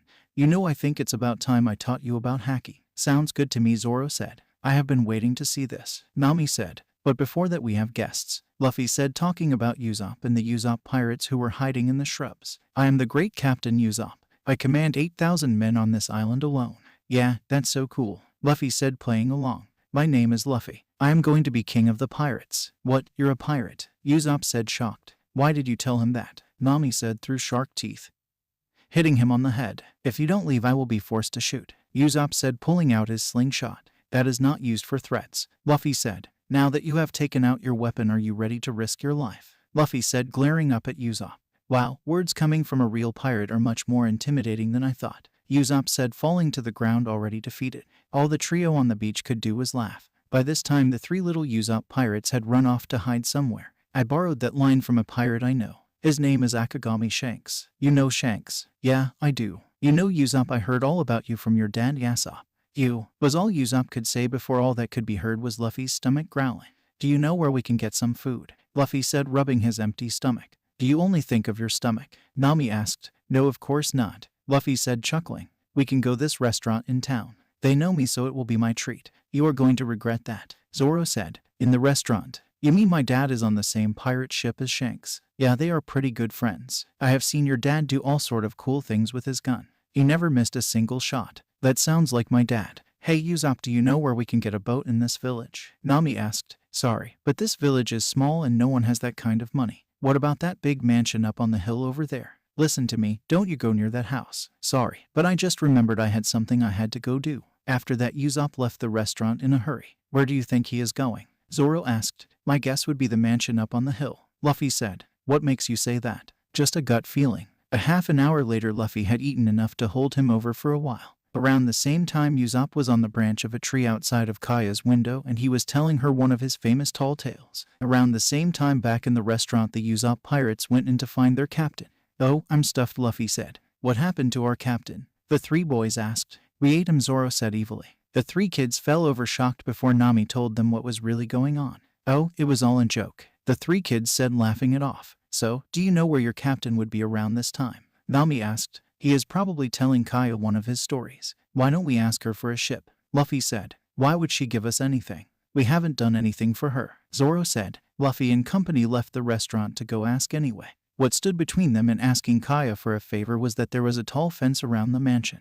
This isn't going to be a problem, Luffy said as he stretched his arms and grabbed onto the top of the fence. Everyone hold on, Luffy said. Soon everyone was holding onto Luffy. He launched them all into the air and over the fence. Soon after all 6 of them went airborne, they all fell back down. Luffy and company fell out of the sky and Luffy landed on his feet while the others aside from Nami weren't so lucky. Nice catch, Luffy, Nami said, slightly embarrassed to Luffy who had caught her bridal style. Can you put me down now? Sorry about that, Luffy said, putting Nami down and rubbing the back of his head. Who are they, Usopp-san? They are some people who came from far away to join the Usopp pirates. No, we didn't, Luffy said. Actually, miss, we came here to ask you about acquiring a ship to continue our journey towards the Grand Line, Luffy said in his most polite tone of voice. This extra 10 years gave him a level of maturity that he would not have been capable of the first time they asked Kaya for a ship. Everyone aside from Kaya's mouth hit the ground. They were surprised, to say the least, that Luffy could be so polite. In reality, he had gotten lessons from Makino on how to be polite and be a gentleman right alongside Ace. The only thing is that Luffy really doesn't use them unless he absolutely has to. Did you know he could be polite? Nami asked a shocked Zoro. No idea, Zoro said, picking his jaw up off the floor. Before Kaya could say anything, she was interrupted by her butler Clahandor. Miss Kaya, please do not talk with this trash. He is the son of a pirate. He is only getting close to you to attain your fortune. I don't want Kaya's money. How could he leave his son to become a pirate? The sea called out to him. I am very proud of my dad. He is a great man. He is still nothing but a filthy pirate. Usopp had enough of Clahandor and punched him in the cheek as hard as he could. Usopp-san, you didn't have to hit him. See, Miss Kaya, this is the true nature of pirates. You can't trust them. That's real funny coming from you, Kuro, Luffy said, standing up against the tree with his arms crossed across his chest. What are you talking about? You know what I am talking about. Usopp looked at Luffy funny. Does he know something that we don't? Usopp asked himself. I don't have any idea what you are talking about. Regardless, I must ask that you leave Miss Kaya alone and never come back. I get the hint, Usopp said. Let's go, Usopp said, defeated. A little while later, after leaving the mansion, Usopp, Nami, Zoro, Ninjin, Tamangi, and Pimin were sitting on a fence talking when Nami noticed someone was missing. Where is Luffy? I could have sworn he was right behind us, Zoro said. Luffy was still back at the mansion, outside of the gate. How did you know who I was? Not important. I know what you are up to and I am going to stop you. I just thought that I would give you the opportunity to turn tail and run, Kuro. Ha ha ha, that's funny, boy. You think you know what I am planning. I do know what you are planning. I just thought I would give fair a warning that you won't succeed. Thank you, but I refuse, Kuro said and turned to walk away. Alright then, but don't say I didn't warn you. Luffy finished talking with Kuro and met up with his friends. Where the hell did you go, Luffy? Nami asked. Just taking care of some business. What kind of business? It's not important. Okay then, how did your not important business go? It went as well as I figured it would. So who wants to learn about Haki? What is Haki? Usopp said. He hasn't really told us, Zoro said. Usopp, before we start with Haki training, come with me. Usopp and Luffy went to the cliff where Kuro and Django were talking. This time Luffy made sure to stay hidden and avoid looking at Django. He didn't want to fall off the cliff again. He also didn't want them to know they were there. They stayed there until Kuro and Django had finished their discussion and went off in separate directions. I have to tell the villagers what I heard. Will they listen to you? I don't know, but I have to try. You could do that, or I could teach you about Haki. I am going to warn the villagers. What happens when you tell a lie in this village? They chase me off with stuff from their homes. What makes you think this will be any different? I have to try. Yes, you could, but come back with me instead. It will be worth your time, and it might even help you protect your village. Fine, I guess I will go with you. This might be more interesting than trying to tell the villagers the truth, Usopp said, kind of deflated at the thought that no one would listen to him this time. Luffy and Usopp made it back to the fence where Nami, Zoro, and the kids were talking. Usopp told the five what he and Luffy had just overheard. The three kids walked off when he told them he was lying. They were disappointed in Usopp for lying just to get back at the butler. You lied to protect them, didn't you? Zoro said. Yeah, I don't want them to get hurt. It's better if they just think I am a liar. Alright, you three. I think it's finally time to teach you about Haki. Nami, Usopp, and Zoro followed Luffy into the woods to be out of the way for their training. Alright then, Captain, where do we start? Zoro asked. Well, Haki is a power found in every living person on this planet. However, most people don't notice they possess it, or they simply fail to awaken it. Really, every single person on this planet can use it, Usopp said. Well, that is what my master told me. Haki is broken down into 3 different types. First is Kenbenshoku no Haki. The second is Busashoku no Haki. These 2 pretty much anyone can learn. Last is Heishoku no Haki, which supposedly only 1 in a million can use. Only 1 in a million, Nami said. Yeah, but there really is no way to find out if that is accurate or not. Okay, so we are going to skip Heishoku no Haki for now. Nami and Zoro, you two should know what it is by now. It's that power I use to knock people out. Whenever you felt that chill run down your spine, that was me using Heishoku no Haki. You can knock people out using your mind. Usopp asked. Well, sort of. It's more like I just intimidate them to the point where they just pass out. I guess you could say I am using my will to overpower them. But more than that, there has to be an overwhelming gap in strength for it to work. Luffy said. That sounds ridiculous. Usopp said. Yeah, you say that now, but just wait until you feel something run down your back. It is one of the weirdest feelings in your life. Zoro said. He has used it a few times around me and I still haven't gotten used to it. Nami said. I am going to skip the demonstration for now. You will just have to wait until tomorrow to see it for yourself. Luffy, which do you use to turn your limbs black? Zoro asked. That's Busashoku no Haki. Wait a minute, you skipped the part where you mentioned parts of your body changing color. Usopp said. I know Zoro has seen me use it, and I am pretty sure you have seen it as well, Nami. I used it to survive an explosion and catch a cannonball. Now who is the liar here? Usopp said. It's true, both happened right in front of me. Zoro said. Alright, this one I can demonstrate. Zoro, I want you to attack me with your sword. Alright, Zoro said, not even flinching at the potentially life-threatening request. You can't be serious, he could kill you. Usopp said. I trust him. That's not the problem here. Before we begin, give me 1 second. Busashoku Koka Nami, Zoro and Usopp all fell on their asses when they saw a shiny black Luffy standing before them. Are you guys okay? Luffy asked. Fine, they all said. I have never actually seen this before. Zoro said. I thought you saw him survive an explosion. Usopp said. I did, but there was a cloud of smoke surrounding him after the cannonball exploded. If you guys are done staring, can we continue? Yeah, alright, they all said. One thing before we start. To do what I am doing now takes years of practice. I spent a lot of time only being able to coat parts of my body. Alright, now give it all you got, Zoro. Zoro swung as hard as he could but couldn't even scratch Luffy. Just for emphasis, Luffy actually caught Zoro's blade in his hand like it wasn't actually sharp. Wow, that is amazing. Usopp and Nami said in unison. Luffy went back to normal and began explaining the final form of Haki. Kenbenshoku no Haki is last, and for this I need Zoro's help with the demonstration again. Alright, Zoro said. This time I want you to use all 3 swords against me. Sounds good to me, Zoro said, excited. Just watch for now and I will answer any questions later. Zoro took out all 3 swords and got ready to attack his captain. Whenever you're ready. Zoro began attacking Luffy with all 3 swords. After a while, Luffy called it quits. They had seen enough and Zoro was getting tired even if he didn't want to admit it. That was insane. You dodged each and every attack. Nami said, rather impressed but at the same time very shocked. Alright, I am very interested, Usopp said, thinking of all the ways he could use this to avoid the various villagers attacking him.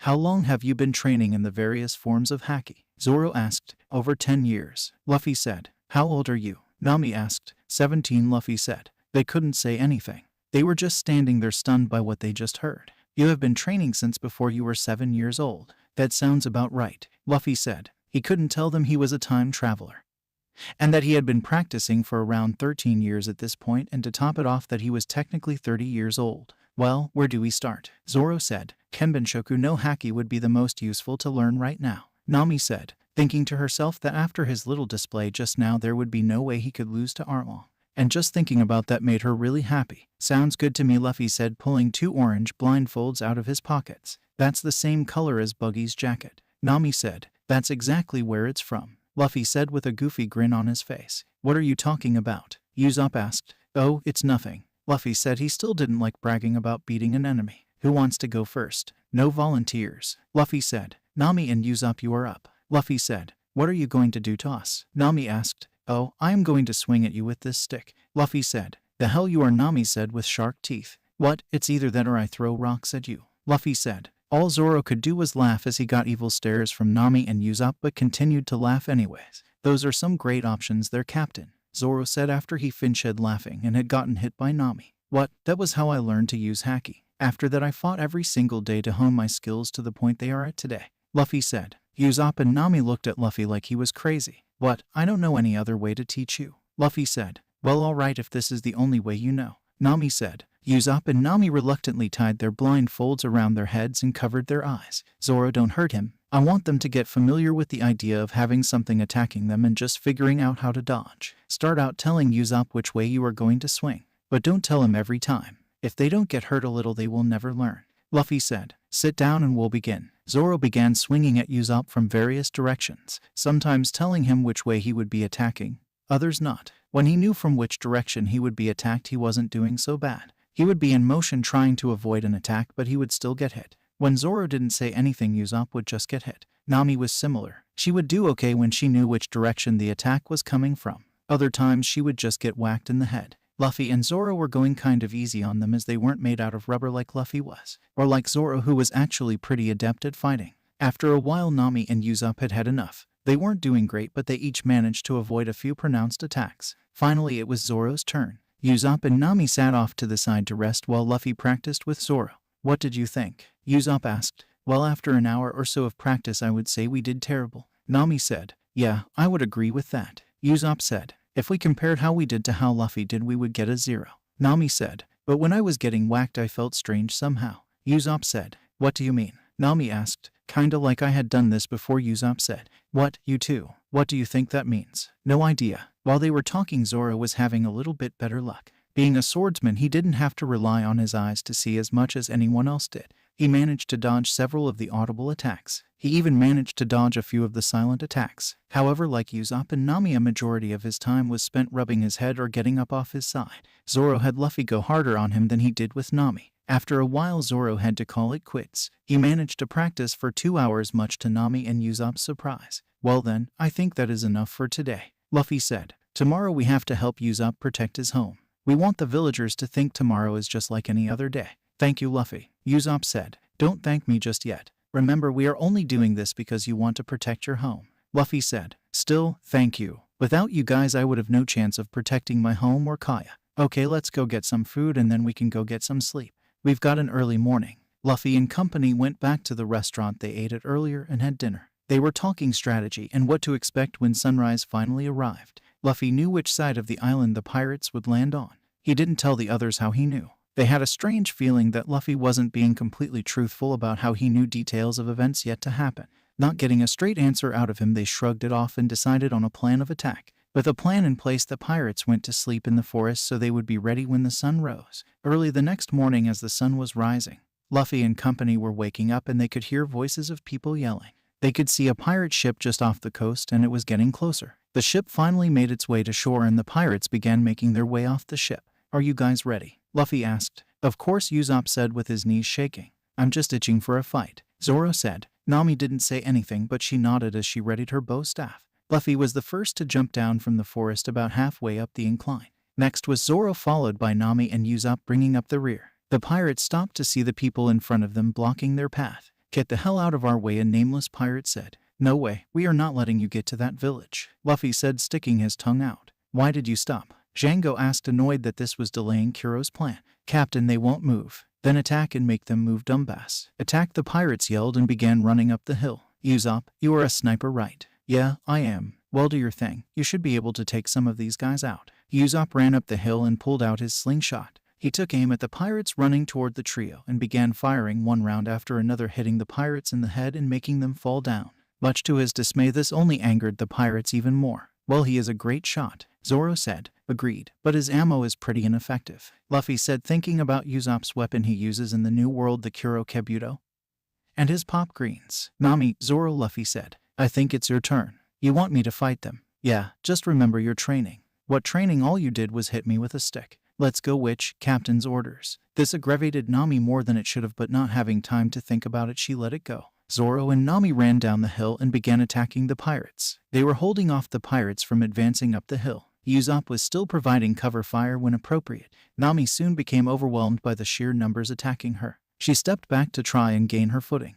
but she didn't plant her foot and she began to stumble. The pirates took advantage of this and began moving forward. She managed to catch herself and get back to attacking the advancing pirates. While Nami was fighting, she felt something weird. She saw a sword heading for her, and not a split second later there was a sword coming right towards her. She managed to dodge the attack and counter, smacking the man on the head with her bow staff. Was that Haki? Nami thought to herself. In the village, Captain Kuro was sitting on the steps of Kaya's mansion, irritated that his men were late as they should have been attacking the village by now. Back on the hill, Zoro was having no problem holding off the constant barrage of swords coming at him. Luffy noticed what had just happened with Nami and decided to intervene to finish off the small fry.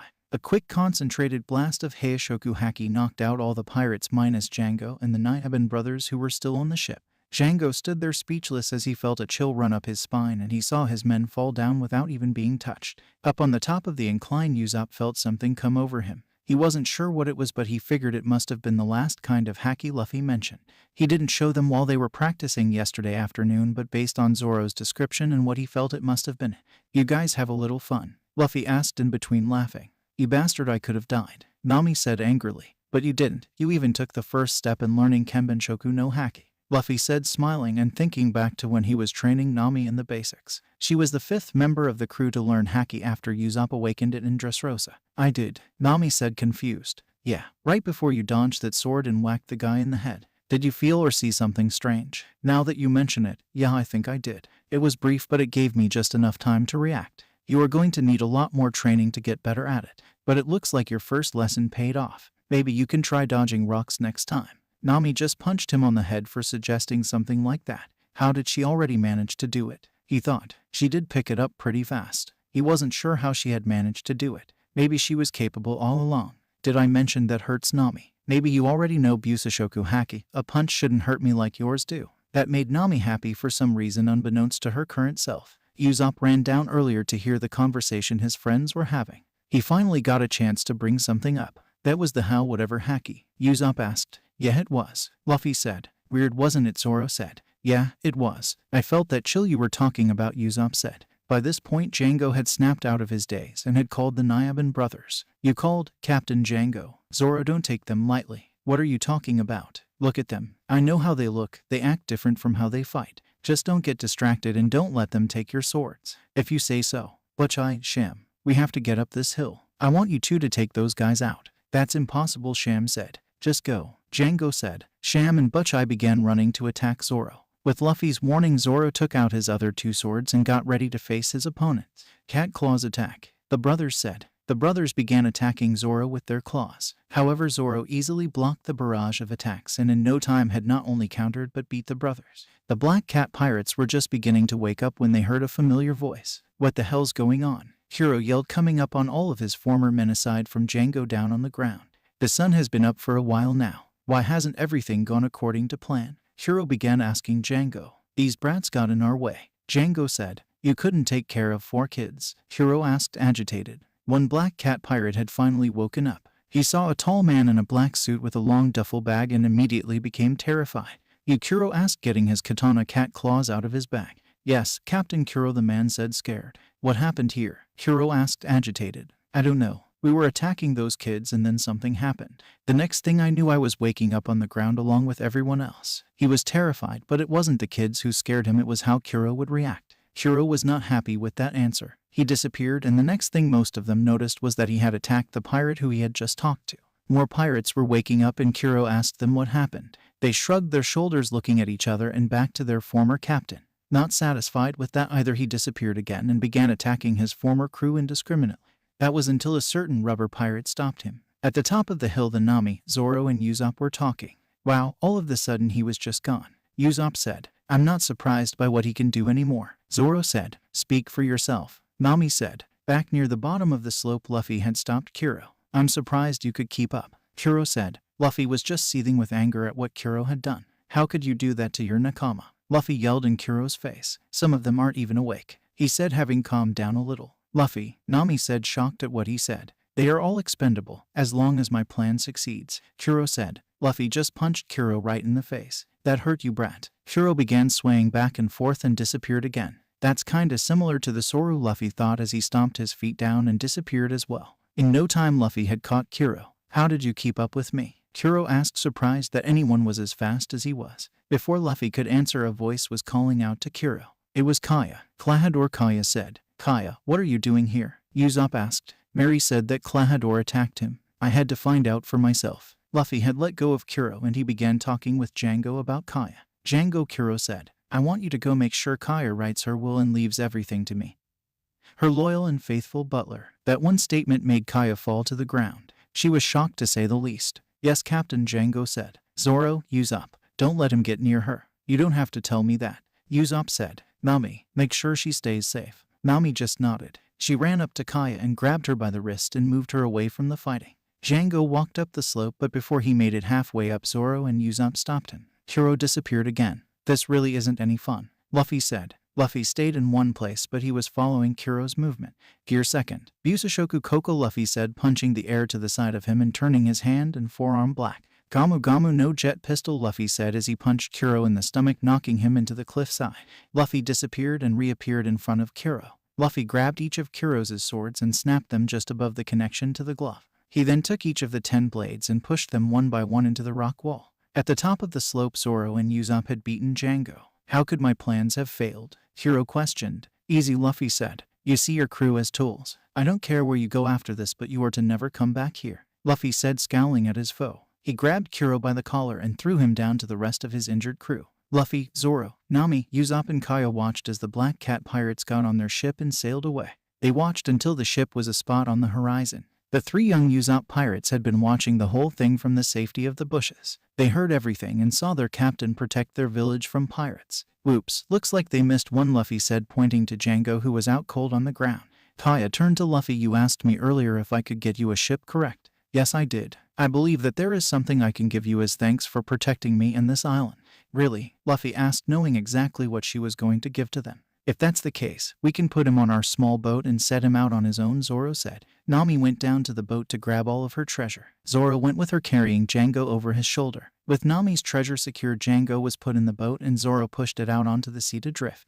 The two walked back up to Luffy, Usopp, and Kaya. As thanks, I would like you all to stay in my home. I have plenty of spare rooms. Thank you, Luffy said. Why don't you stay with us, Usopp? Luffy asked and looked to Kaya for approval. Of course, all of you are welcome, Kaya said. Sometime later at the mansion, Zoro and Usopp were relaxing, but 2 people were missing. Have you seen Luffy or Nami? Usopp asked. Zoro just shrugged and went back to sleep. Earlier, while walking to the mansion, Luffy was talking to Kaya. As there was any place to get a suit for myself and a dress for Nami. That is no problem, I will take care of the arrangements. While Zoro and Usopp were relaxing in another part of the mansion, a few tailors were measuring Luffy and Nami for their outfits. Why are we the only ones getting fitted for nice clothes, Luffy? Nami asked. It's just for the place I want to go next. I just think it would be fun, Luffy said innocently. Where are we going next? Nami asked curiously. We are going to Barady, the floating sea restaurant. So why are we dressing up? Nami asked. It's a nice place, it's just for fun, Luffy said with his usual grin.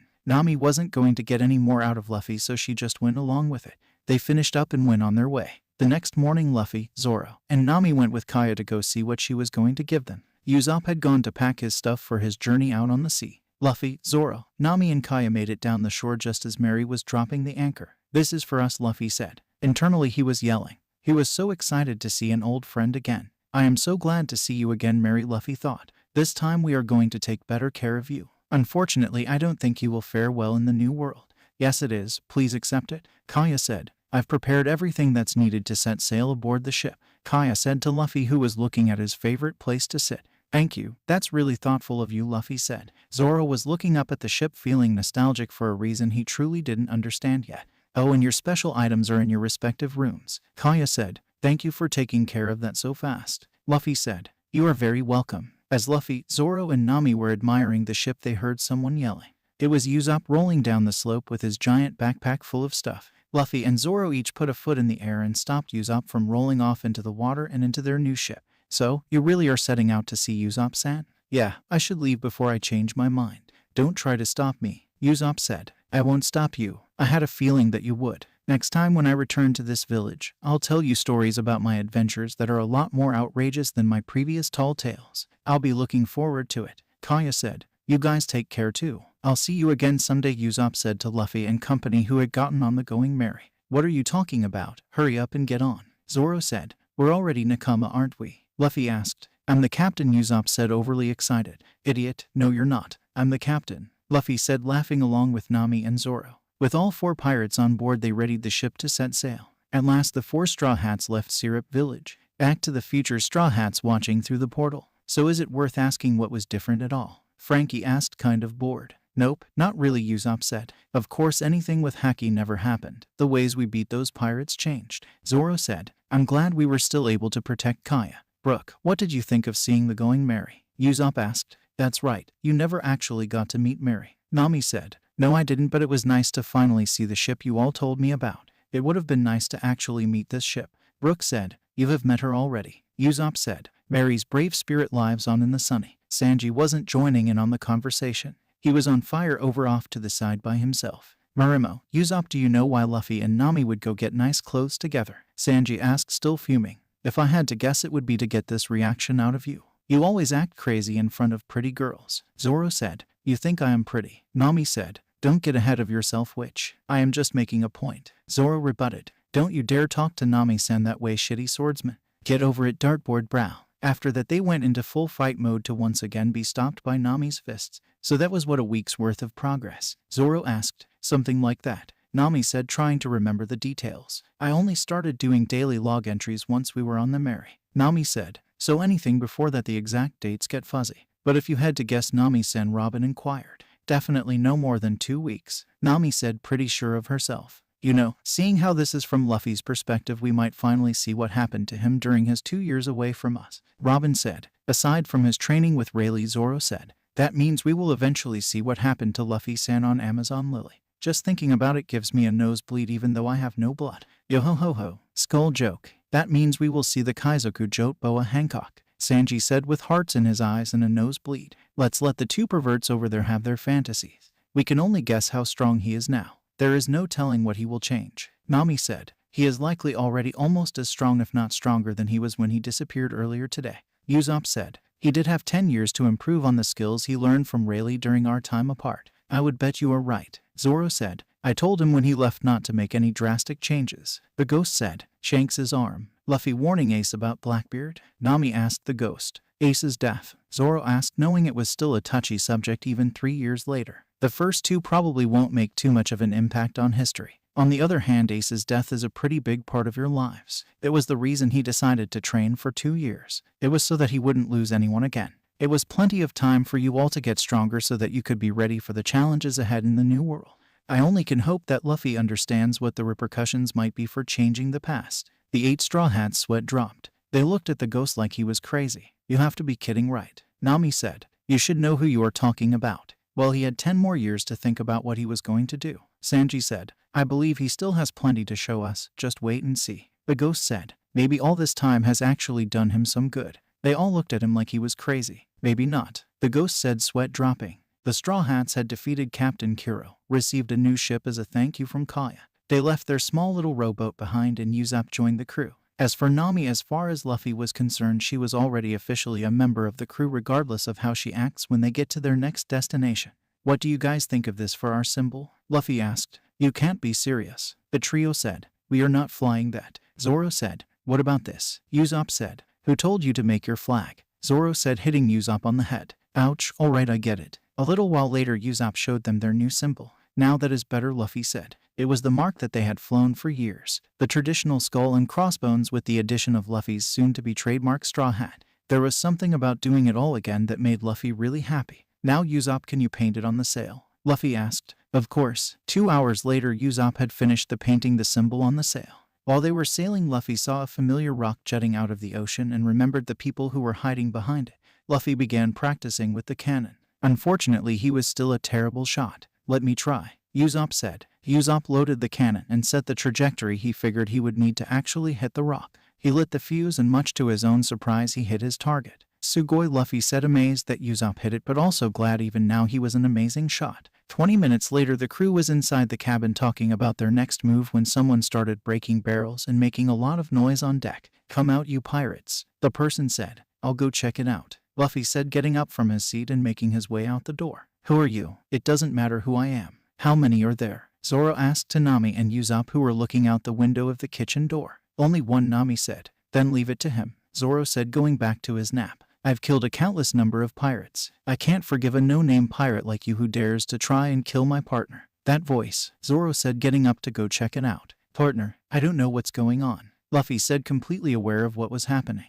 But don't damage our ship, Luffy said, grabbing the man and throwing him against a wall. Hey you, aren't you Johnny? Zoro asked the man lying on the deck. Who is it? Calling out my name with no respect, Johnny said, looking up and only seeing a silhouette and no face. He stood up to get the sun out of his eyes. In doing so he recognized who was talking to him. Zoro, Aniki, Johnny said, all excited to see an old friend. So it is you, Johnny. Why are you here, Aniki? Where's Yasaku? You're not together. You two know each other, Luffy said, pretending not to know already. What are you doing on a pirate ship, Aniki? Johnny asked again. I'm a pirate now. You're a pirate now, Johnny said, surprised. Yeah, it's not so bad, Zoro said. Where's Yasaku? Isn't he always with you? Usopp and Nami were still looking out the window. The person Zoro seemed to know ran over to the side of the ship. Zoro followed him. A few minutes later a sick Yasaku was lying on the deck of the Mary. Yasaku was bleeding and was very pale. He was fine until a while ago. Recently he turned pale and lost consciousness. His teeth started to fall out and his old wounds started to open up and start bleeding. I don't know what to do. I took him to that rocky island to rest, but then it was destroyed by a cannonball and this was the only ship in the area. I'm sorry, Usopp and Luffy both said in unison. Are you guys stupid? Nami yelled. What? Zoro said. It's scurvy. Luffy, Usopp, go get me the limes from storage, Nami said. A few minutes later Usopp and Luffy came back with a barrel of limes. Nami told them what to do and they began squeezing the juice out of the limes and into Yasaku's mouth. After going through nearly the whole barrel, Yasaku finally got up and began to dance around for a few minutes only to fall back down. You shouldn't be moving around yet, idiot, Nami said. Johnny brought Yasaku into the ship to rest. A while later, as they finally saw their destination up ahead, a marine ship sailed up next to them. Oh great, Luffy said, I have to avoid damaging that old man's ship. I don't want to be a chore boy again, Luffy thought. I've never seen that flag before, Lieutenant Fullbody said. We just created it earlier today, Luffy said proudly. Who is the captain of this ship? Fullbody asked. I am the captain, my name's Luffy. Destroy that ship, it's an eyesore, Fullbody said, having seen enough. Some Marines on the ship got the cannon ready to fire. A few seconds later there was a large bang. The Marines were foolish enough to aim the cannon right at Luffy. He really didn't even have to move. Yusashoku Koko, Luffy said as his arm turned black. When there was no smoke or fire, the Marines took a closer look and were surprised by what they saw. Luffy had caught the cannonball and now he was just playing with it. No way, Johnny and Yasaku said in unison. They couldn't believe their eyes. Usopp fell on his butt, mouth wide open, a look of shock on his face. Not as amazing the second time, Nami said, kind of sarcastic, and Zoro nodded, agreeing. What do you mean second time? Usopp and Johnny said in unison. Johnny was hiding behind the door to avoid being seen. He's done this before. It's still cool to see but not quite as amazing as the first time, Nami said. Now what should I do with this? Luffy said to no one in particular. The Marines backed away from the cannon. Clearly it wasn't going to be effective. By this point Fullbody and his lady friend were already on a small boat heading to Barady. Just get rid of it, idiot, Nami said. Luffy complied and hurled the thing as far as he could. In the process he sent it flying past the heads of the Marines on the ship. He threw it faster than the cannon could shoot it. I recommend you guys leave us alone and go dock your ship. We aren't here to cause any trouble, Luffy said, putting on an intimidating face just to get the point. Marines complied and left them alone. That was amazing, Luffy, Aniki, Johnny said. You guys go on ahead. You aren't coming with us? Zoro asked. Nope, we will see you guys inside. Nami, it's time to get ready, Luffy said. Nami nodded and went to her room to get ready. Wait, what are talking about? Usopp asked. Oh, just having some fun. Luffy walked off to the guy's room to get changed. Once the Mary was docked, Zoro, Usopp, Johnny and Yasaku went in. Luffy had finished changing and was outside on deck waiting for Nami. A few minutes later, Nami walked out onto deck. You look beautiful, Nami. Thank you, Nami said, blushing. Are you ready? Nami nodded and the two got off the ship and headed towards the main doors. Inside the restaurant, Zoro and company were enjoying their lunch when the doors opened and Luffy and Nami walked into the restaurant arm in arm. Everyone turned to look at the pair that just walked in. Zoro, Usopp, Johnny and Yasaku's jaws just dropped to the floor. They were surprised to say the least. Luffy had on a black pinstripe suit with a maroon shirt, his sandals and his straw hat. Nami had on a maroon form-fitting dress with a long sleeve on the left side to cover the Arlong mark tattoo on her shoulder. The dress was cut low enough to show off a little cleavage, and she had on open-toe black high heels. Sanji, being the temporary waiter, had been filling up glasses of wine for Fullbody and Moody when his attention shifted to the couple that entered the restaurant. Sanji went full Casanova and abandoned what he was doing to greet the people at the door. My lady, would you be so kind as to abandon this loser and spend time with me? Sanji asked on one knee, grabbing Nami's hand with hearts in his eyes. Leave the lady alone, please, Luffy said, annoyed at Sanji's playboy routine. Well, all right then, sir. Let me show you to your table, Sanji said, getting up irritated at Luffy. Sanji walked them over to a table and pulled out Nami's chair and pushed it in for her. Please consider my offer, my lady, Sanji said, trying to be charismatic. Here are your menus. I will be back to take your order soon. If you need anything, feel free to call me. My name is Sanji, my sweet princess. From across the restaurant, Fullbody got up and yelled at Sanji. Are you going to let those pirates eat here? Fullbody yelled in Sanji's general direction. This got all the customers nervous. Luffy stood up and addressed the people. We may be pirates, but we are just here to enjoy the food. I have heard nothing but great things about this place. I have no intention of ruining anyone's meal. Luffy sat back down and continued to look at the menu. That calmed the patrons down but irritated Fullbody. He noticed a bug crawling on the floor. He stepped on it, picked it up and put it in his soup.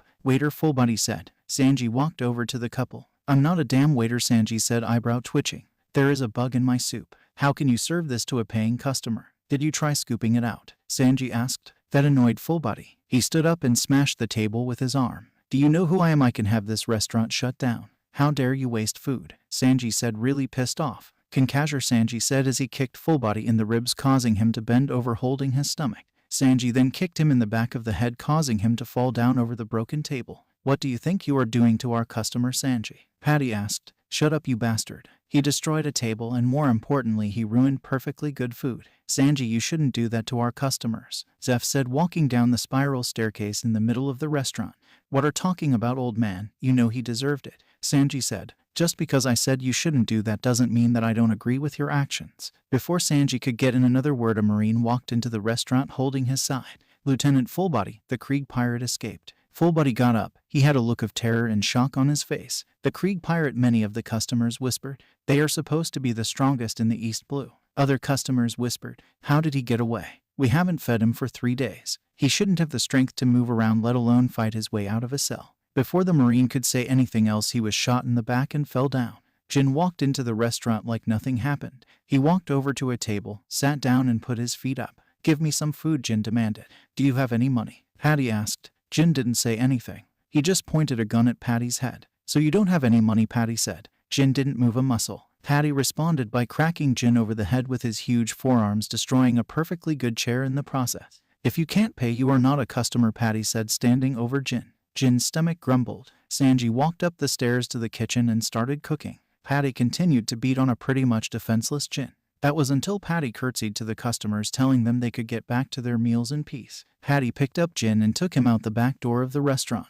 And don't come back, Patty said, dropping Jin on the floor. If you would excuse me, Nami, I will be back in a little bit. Luffy got up and started heading for the back door. Nami just looked at Luffy confused. Where are you going? Nami asked. I am going to ask Sanji if he wants to join my crew. Luffy walked out the door to see Jin sitting against the railing.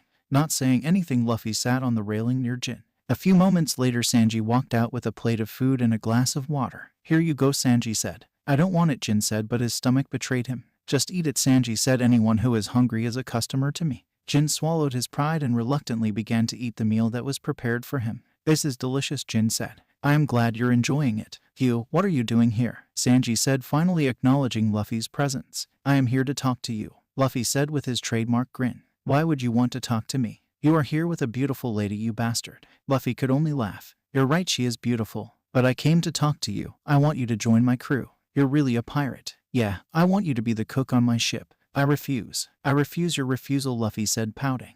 You're a pirate, do you have a dream? Jin asked. Yup, I'm going to be king of the pirates. King of the pirates, Sanji said. Jin had just finished his food before Luffy spoke about his dream. If he hadn't, he would have chalked. You can't be serious, Jin said. Do you know what that means? Yeah, I know what it means. It means I am the freest man on the sea, Luffy said, laughing. Jin and Sanji just looked at each other. The Grand Line is a terrible place. You're still young, don't go risking your life for a dream, Jin said. But I am willing to risk my life to make sure my dream comes true. You don't have to listen to me, I am just warning you. I appreciate the advice. Sanji got a boat ready for Jin and he was getting ready to sail off. Thank you for the food, Sanji-san.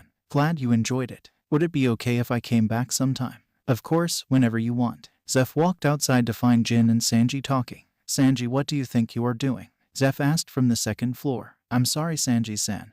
You are going to get in trouble for feeding me for free. I am not doing anything, old man, Sanji said, picking up the empty plate and tossing it in the ocean. See, no proof. Now there is no reason for me to get yelled at. Thank you very much. Don't worry about it. Back to work, Sanji. Yeah, Sanji said, taking a puff of his cigarette and walking back into the restaurant. Luffy walked back into the restaurant and sat back down with Nami. How did it go? Nami asked, slightly annoyed. He refused, but I will get him to change his mind.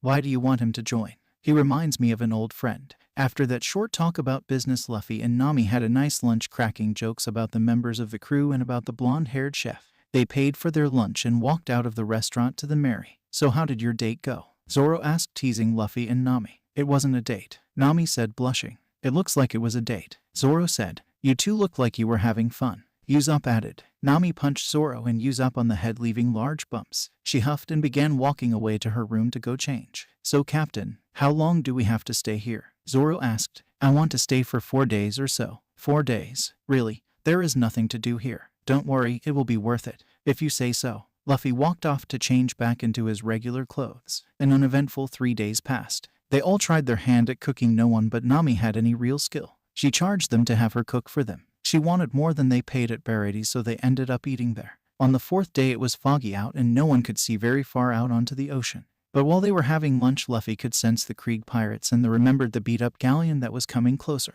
Things are going to get interesting real soon, Luffy said. What are you talking about, Luffy? Aniki Yosaku asked. What's coming, Luffy? Nami asked, just ignoring Yosaku. Don Krieg is coming, Luffy said, smiling. How do you know that? Luffy can sense people. He can really do that. That's so cool. I think about 100 are coming, but most of them are unconscious. Then we have nothing to worry about, Usopp said. Just wait and see, guys, Luffy said. Not long after that, people started to notice a large ship getting closer. They recognized the flag belonging to the Krieg pirates. They started to freak out. Not long after that, Jin and Krieg walked into the restaurant. Man, he looks pathetic, Luffy said. Please, can I have some food? Krieg begged. I haven't eaten anything for days. I'm starving. We have plenty of money this time, Jin said. Sanji looked at the pathetic state of Krieg and went up to cook him some food. Someone call the Marines. Patty said. We have to take advantage of this. They might never have a chance like this again. I won't do anything. Once I eat, I will leave. Don't listen to him, Karn said. He will say or do anything to win.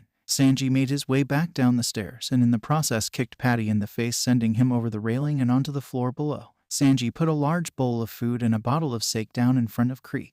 What are you doing? Karn asked. Take that food away from him now, Sanji. Sanji-san, there is no telling what he will do if he regains his strength. Krieg began devouring the food in front of him. Every so often he would take a drink of sake. Just as Krieg finished eating, he stood up and went to attack the man who just gave him food. Before he could hurt Sanji, Luffy intervened.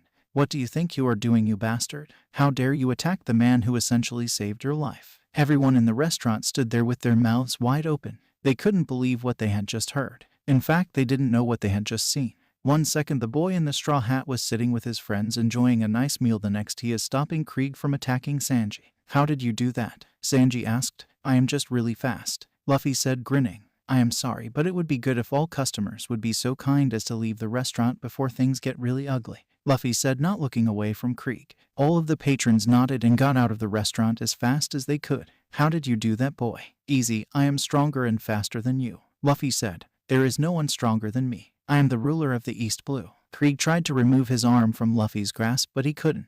Let go of me, boy. You are going to get hurt. Luffy complied. Good. Now I want you cooks to go prepare 100 meals for my men. We are not going to listen to you. Karn said. I am giving you an order. Once you are done with the food, this will become my ship. As you can see, I am in need of a new ship and this will work perfectly. Where are you going, Sanji? I am going to cook 100 meals. We aren't going to let you do that. All the cooks of Barady circled around Sanji holding giant utensils, preventing him from moving.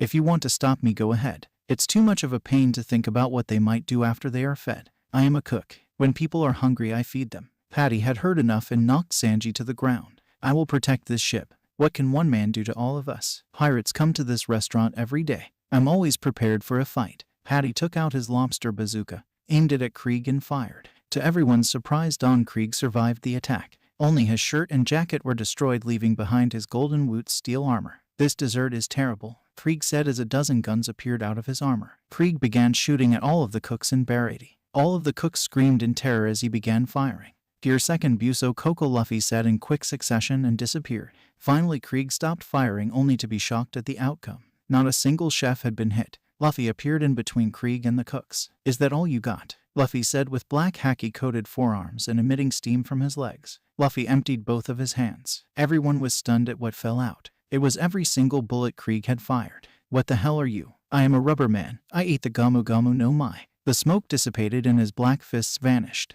A devil fruit. That's right. Krieg was going to attack Luffy again, but Zeph came down the stairs with a giant bag. Here, there should be enough in there for 100 people. Owner Zeph, a few of the cooks said. That's Zeph, Krieg said, looking scared. What are you thinking? If his crew gets better, they will take over this restaurant. Only if they've got the guts to attack us. Isn't that right, Krieg? Your crew couldn't make it through the Grand Line. Could they? Even with a fleet of 50 ships, they couldn't do it. So Redfoot Zeph is alive. Yeah, I am, but that is none of your concern. As you can see, I make a living cooking now. What do you want? You must have kept a log of your travels through the Grand Line. Hand it over to me. I did do that, but I am not going to give it to you. That log is the pride of my entire crew. It's far too valuable for the likes of you. Then I will have to take it from you. I must have that log book. With it I will find the One Piece and become king of the pirates. You become king of the pirates. That's hilarious. I will be king of the pirates, Luffy said proudly. I'll pretend I didn't hear that. Do whatever you want, I am just stating a fact. This is no game. I know it's not, but I will be the one to conquer the Grand Line. It was just a lack of information that my fleet of 50 ships and 5,000 men only lasted 7 days. Just 7 days, Patty said. I spent 4 years on the Grand Line. Luffy said like it was no big deal. What everyone yelled. Zeph couldn't believe what he heard.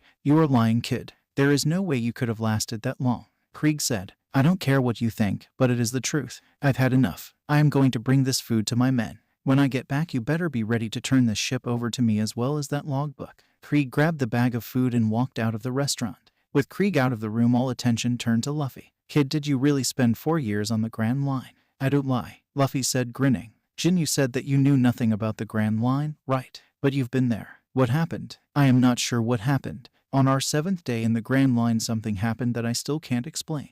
Just one man destroyed our fleet of 50 ships. What? Most of the cooks said. That's incredible, Luffy said, knowing that Mihawk was the man to destroy those ships. Out of nowhere, one man just started attacking our fleet, destroying one ship after another. A freak storm saved the flagship, but the others weren't as lucky. We just barely made it out. It looked like he had the eyes of a hawk. Hawkeye Mihawk, Zeph said. Zoro couldn't believe what he had heard. Do you know who he is, Zoro? Luffy asked. He's the man I have been looking for. I went out to sea to find him. He's the strongest swordsman in the world. Outside on the beaten-up pirate ship, Krieg brought the food to his men and they stuffed their faces.